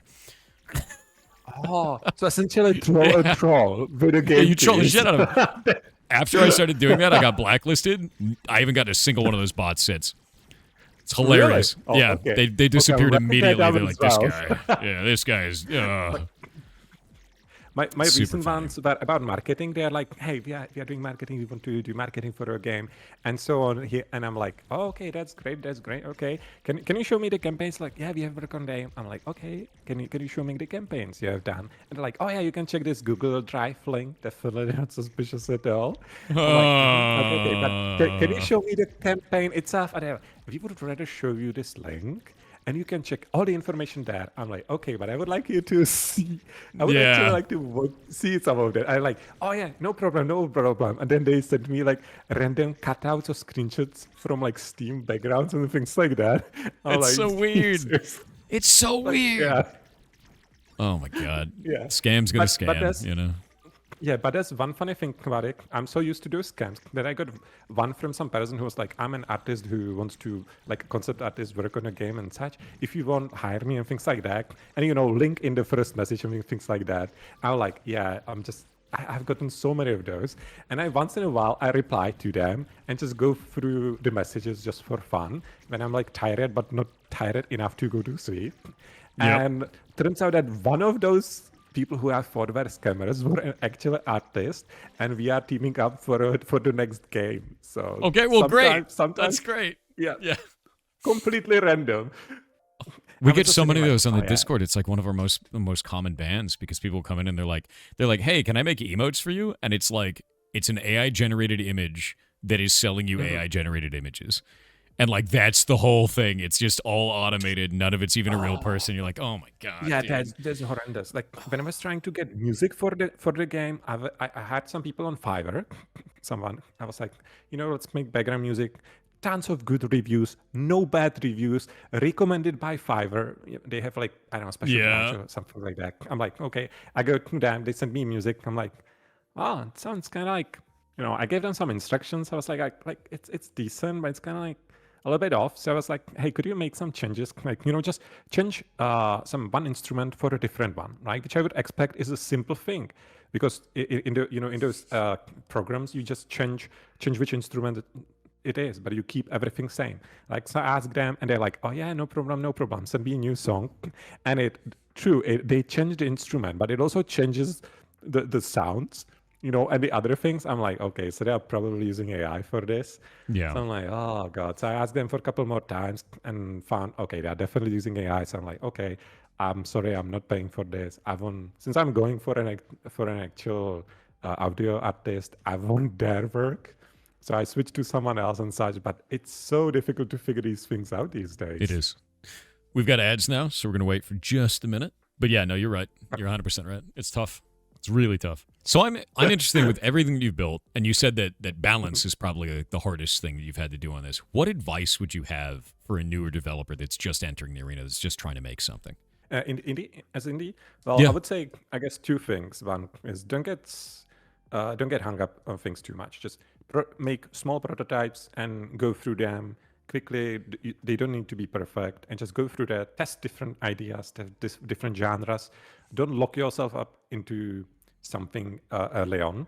Just go testing stuff. That's where you will start finding where the fun is, at least as far as I can tell. And you can test it quickly with people. So that I would say is important. And second thing, team up if you can. Like, please team up. Okay.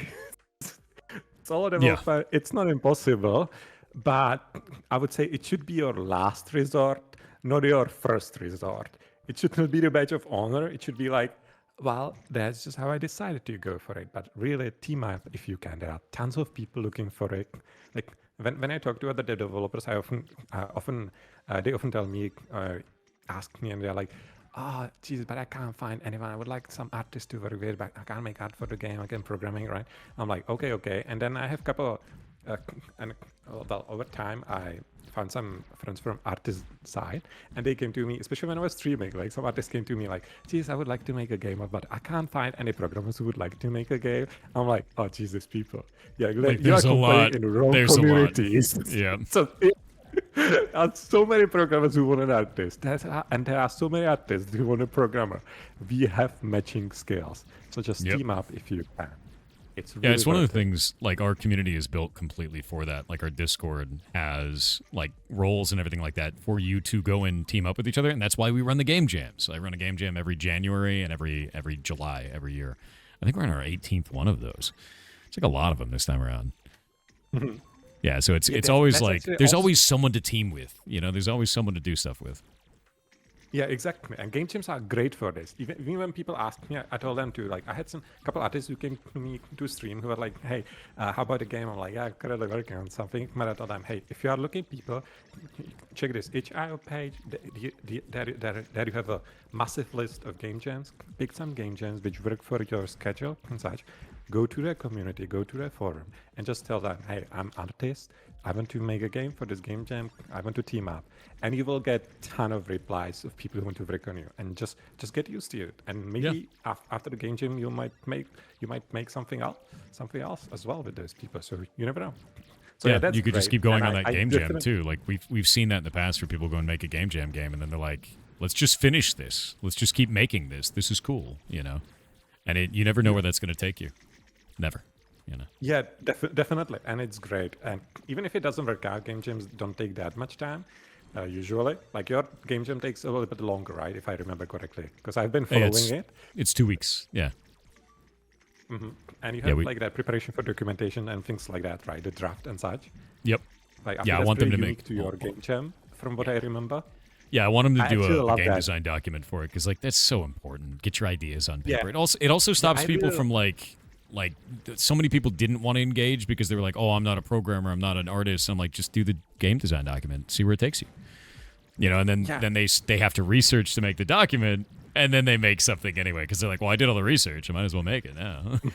Yeah, and it gives them a clear idea, right? What to work with, what to work towards. I really like that. I start all of my prototypes, all of my games, which when I work on, I start with the document, I put it down, and try to get it as clear as I possibly can until I actually get to coding and start testing stuff, because it's it's really empowering to get, because a lot of people when they work on the games, they're like, oh, I kind of don't know like where the fun is, how to make it fun and things like that. I'm just like, put it down. Yeah, first put it down on paper and to get some base which you can work with, because it's easy to get some ideas, but it's also very easy to forget them. Right? Yeah, it is. No, oh my God, I write down everything. Yeah. Like I don't remember shit 5 minutes later. Like there's no way. Yeah, me too. Especially when I code. Like I write something in one file, then I move to the different class, and then come back. I'm like, oh Jesus, I actually need this node. Find the neighbors of the node. So I started writing a new function for it, and I'm like, oh wow, I'm writing it right under the function to find the neighbors. Yeah, when because I'm doing narrative stuff, and I have to do like the branching path narrative based on what the player did. So I have to use a tool. So I end up using Obsidian because you get these nodes, and then I can write dialogue into the nodes. So I'm like, okay, if the player did this, then we go down all these different branching nodes, and these are connected to this, and like I can see a visual map of what it is, and this is free, so you can just use it, right? Yeah, it's like awesome. I use Obsidian as well. I actually have it open here with the Kanban board. It's so useful, dude. Great. Like, no, it's anything where you have like just to memorize things in it. Because if I don't do that, I'm just gonna forget, man. There's too much. Yeah, there's too much to remember. Yeah, that's actually one part which I like. I in the past, last year, I tried a little bit of Unreal Engine as well. And I tried the blueprints there because that's like very different way. The visual nodes, and and I actually really like it. Like combination of coding as well and the visual language felt really nice. Like especially for some like asynchronous stuff, like with timers and stuff, having them just like or just seeing that general flow of the program in that visual language, it's really nice. It's so nice. We're going to be doing that soon because when Hightail launches in January, if you know about Hightail, is they're doing visuals for that as well. So it's going to be like a whole. It's just going to be just like blueprints, and I'm like, yes, it's going to be so much easier than just dealing with only Java in Minecraft. It's a nightmare because we do everything in Minecraft right now. That's cool, and it's so nice even for like exploration. And it doesn't feel as daunting for people like when they start with programming languages. You know, some people go like, I like with Unreal Engine. I was like, it's C++. I was like, okay, well, I did JavaScript before and PHP, and now I work in C# and Godot. I'm like, I just don't want to touch C++ that much. And they were like, hey, you can use blueprints. And I was okay, and I suddenly started combining things and it also allowed me like build small things in C++ and expose them to blueprints. It's awesome. Like I really like that approach. Yeah, no, I'm super into it. I think the visual node system is going to add a lot to it, and I'm excited to get into it more. And that is one of the big strengths I think of Unreal. Like Unreal is really, really good for that. Actually, speaking of that, what made you want to use Godot? Because we've seen such a big increase in Godot usage for indie devs. What was your determining factor to go with that engine? Yeah. Feel free to laugh. Well, I started. I'm not gonna laugh. I was working on a website. No. When I get to the point, Okay. I find it as a funny point, but at least personally. I was working on websites while I was doing chemistry and such, and studying, doing some research and such. And I made websites with JavaScript, and I made like small 2 games, game jam games in JavaScript. And I thought like, you know what, I would like to try to learn a new language, but I would like to learn something desktop oriented or something which is more used, like as use a little bit further. Mm-hmm. Not saying that JavaScript doesn't have that. Okay, those JavaScript developers in chat. Okay, don't worry. Don't worry. They use JavaScript. They're used to punishment. It's fine. It'll be fine. Yeah, don't worry about it. Yeah, Java but users I like too, even though JavaScript. they're different, we get to say that they're the same, which makes them even angrier. Yeah. Oh yeah, that's definitely. Yeah, you want to start a flame war, right? That's what. That's why I asked you. Oh no, I mean that's true, right? That's how that works. Yeah, but I actually like JavaScript. But I wanted to learn a new language, so I was deciding, and I wanted to make some games as well. And so I thought like I checked what's available on the market, it's popular, and it was Unity with C# and Unreal Engine with C++. I was like, I know a little bit about C++. Tried it a little bit, and I was pretty sure that I didn't want to get myself bogged down so much, especially so early on. So I was like, so I'll try C#. That can be used pretty widely as well. And even if it doesn't work with games, I could still use it for some like desktop stuff, right? So it felt like an you could try things, yeah. Effective tool. So I downloaded Unity, started Unity, and it didn't work. It just didn't work. All the settings were grayed out, and I could open like the context menu at the top, but everything was grayed out. I couldn't click on anything anywhere. I was thinking, like, well, that's a great start. Yeah. So I started looking for what's the problem, trying to reinstall and so on, differences, and eventually I found out that it's some bug in Unity, which happens due to some certain hardware combination. Apparently, at least that's what they said. And it's been around at that time. It had several pages of reports, and it's been there was a Unity developer inside it confirming that issue and talking exactly about that there is some issue with like the hardware or something like that. And I had pretty decent hardware at that time. It's been around for 2 years at that time, or it was around for 2 years. So I was like, well, they're probably not fixing that anytime soon. Yeah, it's So might as well it's going switch to at be that point. Yeah. Unreal Engine or something else. So I was like, okay, so before I go to C++ route, how about I check which engines also use C#? And Godot, just like a version before that or something like that, added like official support out of, beta and experimentation phase for C#. So I was like, Godot, what's that? Mm-hmm. And I checked Godot 3, I got 3.2, 3.4, something, 3.2 or something like that. Oh, so like earlier than this, yeah. Yeah, it seemed to work pretty nice. I was like, okay, realistically, I was looking at it, I was like, okay, if I wanted to do 3D, I can do some 3D stuff. It seems decent. And I looked at Unreal Engine, I'm like, yeah, that definitely looks better, no doubts about it. But like realistically, what can I do? Like, I can't even make a model, or at least at that time. Like, I've been learning a little bit. I was like, realistically for me, I probably can make the same game in either of the engine. So I wanted to try the C#. So that's how I started with Godot and C#. It was just originally Unity test, and it just really didn't work. That's funny though. I mean, like, then the thing is you said, oh, I can't make a model or anything. Programmer art. That's the way. I mean, just make a bunch of squares. Who cares? This game is compelling. A game is fun in situations like this, whether it has beautiful next-gen HD art or if it's just simple blocks. The block test is always the way, and it feels good. Yeah, and the visuals for this, well, like, yeah, it came from that idea of skill tree. So that's why it looks this big, and I just came to like it.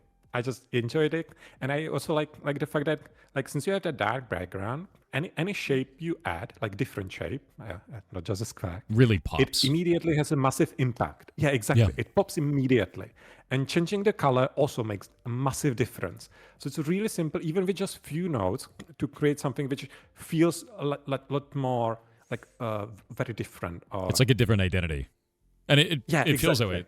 It's like, that's a yellow square. That's got a different power. That's exactly what it is. Yeah.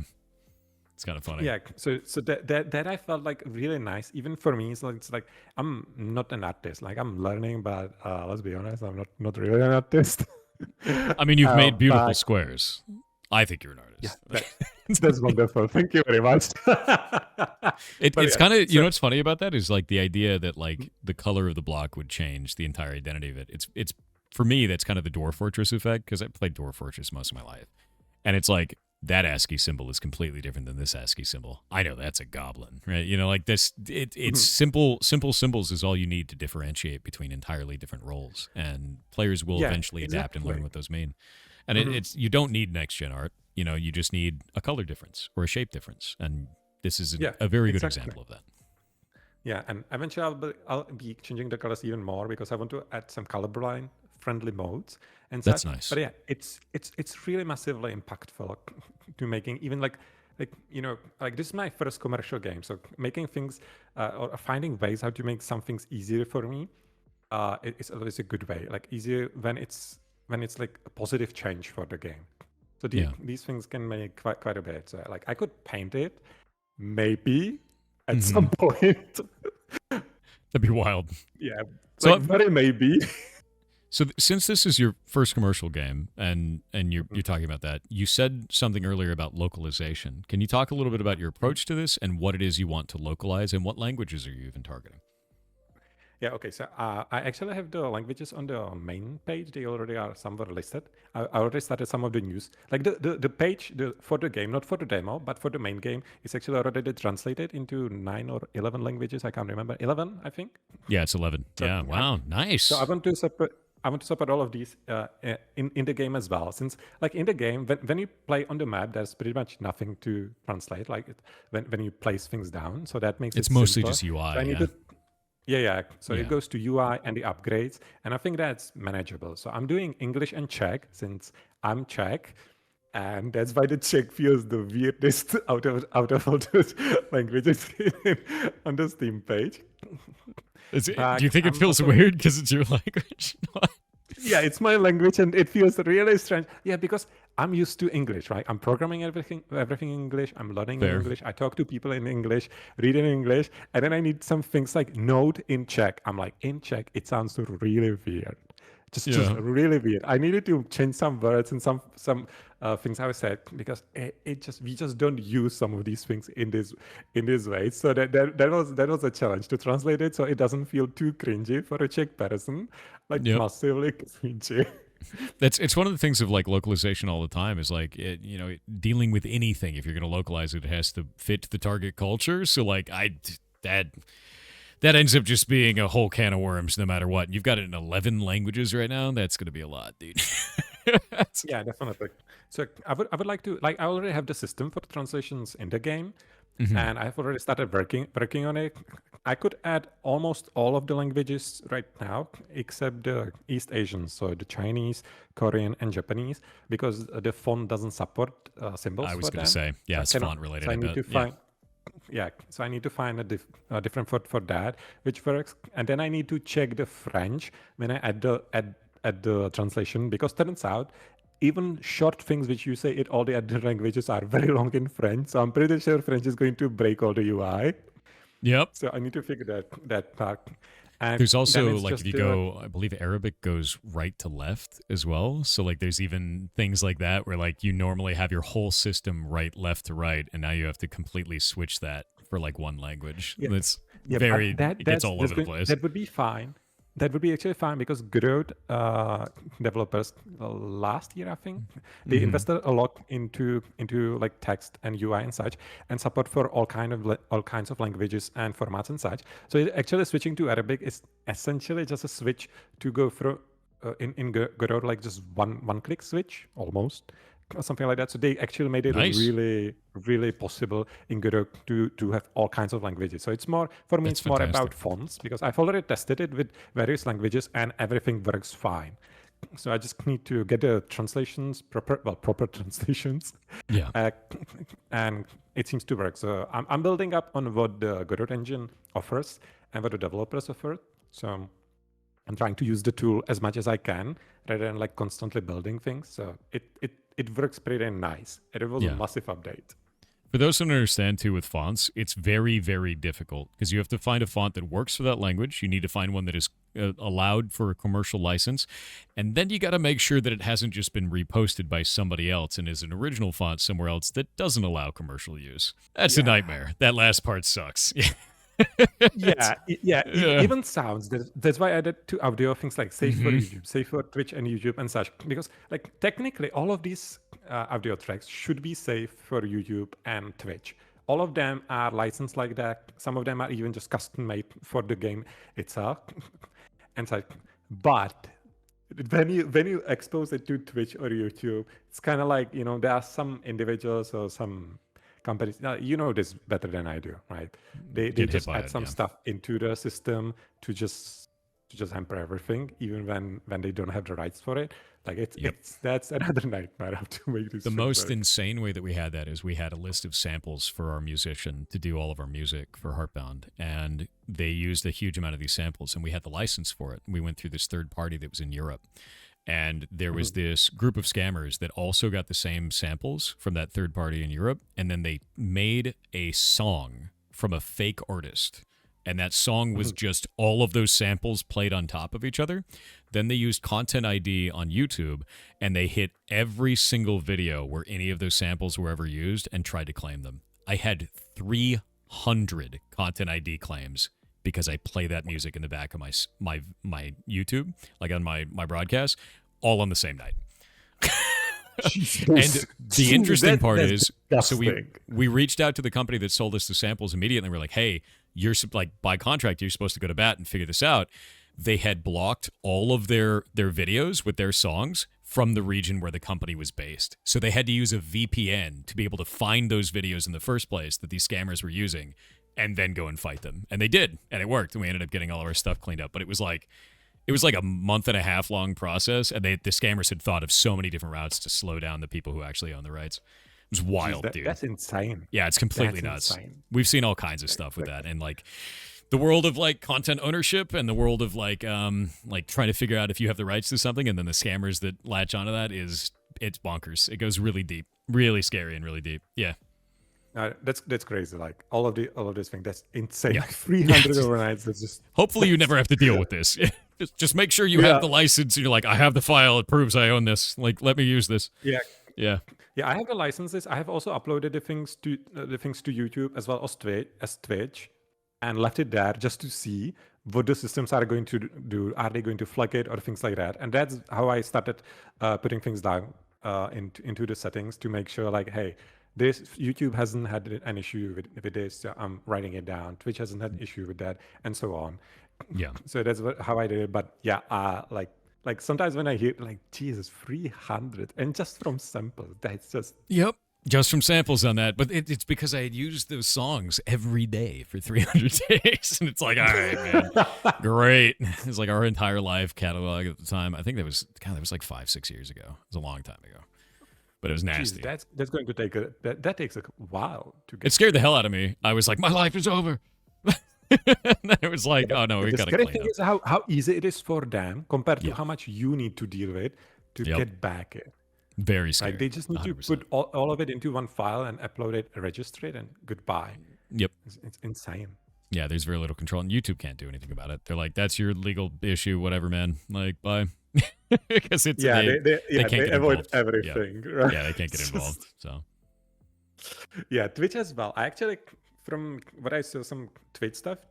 I sometimes feel like Twitch feels even worse, or at least some of that identification, some of the things, because early on I had issues with that, and YouTube didn't. I was like, Twitch, I would like to know what's going on. These people had an issue with it on their stream, and they were like, oh yeah, you need to go to that report button there. You can open like a ticket or something like that, and that's like that particular issue in the video. I'm like, yeah, but it's not my video. I can't open it on someone else's account. So I need to, but it's my game. It's my content made for my game. How is it that you are flagging it? And they're like, oh, you just need to go to that video. I'm like, yeah, but it's not my video. So what I did is that I created my stream, uploaded, played my game, and then played just the music and so on my stream on Twitch, and they didn't flag it. It's funny. I think I've only had one problem with Twitch in that regard. It was really weird. Is our music was playing on our ferret rescue stream, and it kept getting flagged. And I was like, what the hell's going on? And it would flag at exactly 3 minutes and 0 seconds at the beginning of every stream. And that was it. And I was like, what is going on here? And I'd go look at the songs, and they were like rap songs. And I'm like, this is not rap music at all. That's not that song even close. So we contacted Twitch, and they finally figured it out. They're like, yeah, this is like a misidentification. It just keeps firing on random songs on your channel, and we don't know why. And then eventually it just stopped. It's like, what is this, man? It's super weird. That's awesome. Yeah, but I don't know. It is weird. You got robots detecting robots, man. Like, something's going to go wrong. That's just how they Yeah, go. I feel like the robots are also replying to my tick as well. So sometimes. That's fair. But no. Yeah.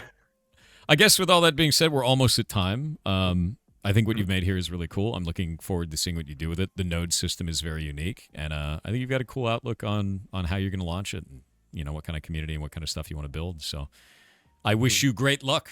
Is there anything else you want to say to end us out? Oh, well, thank you very much. Thank you for inviting me. It was really awesome to be here and talking to and people in chat. Just letting the goblins in chat know that the red enemies in the game are internally called goblins. So just so you know who you are killing there. Wow. Goblin death, dude. They surround you and don't let you go.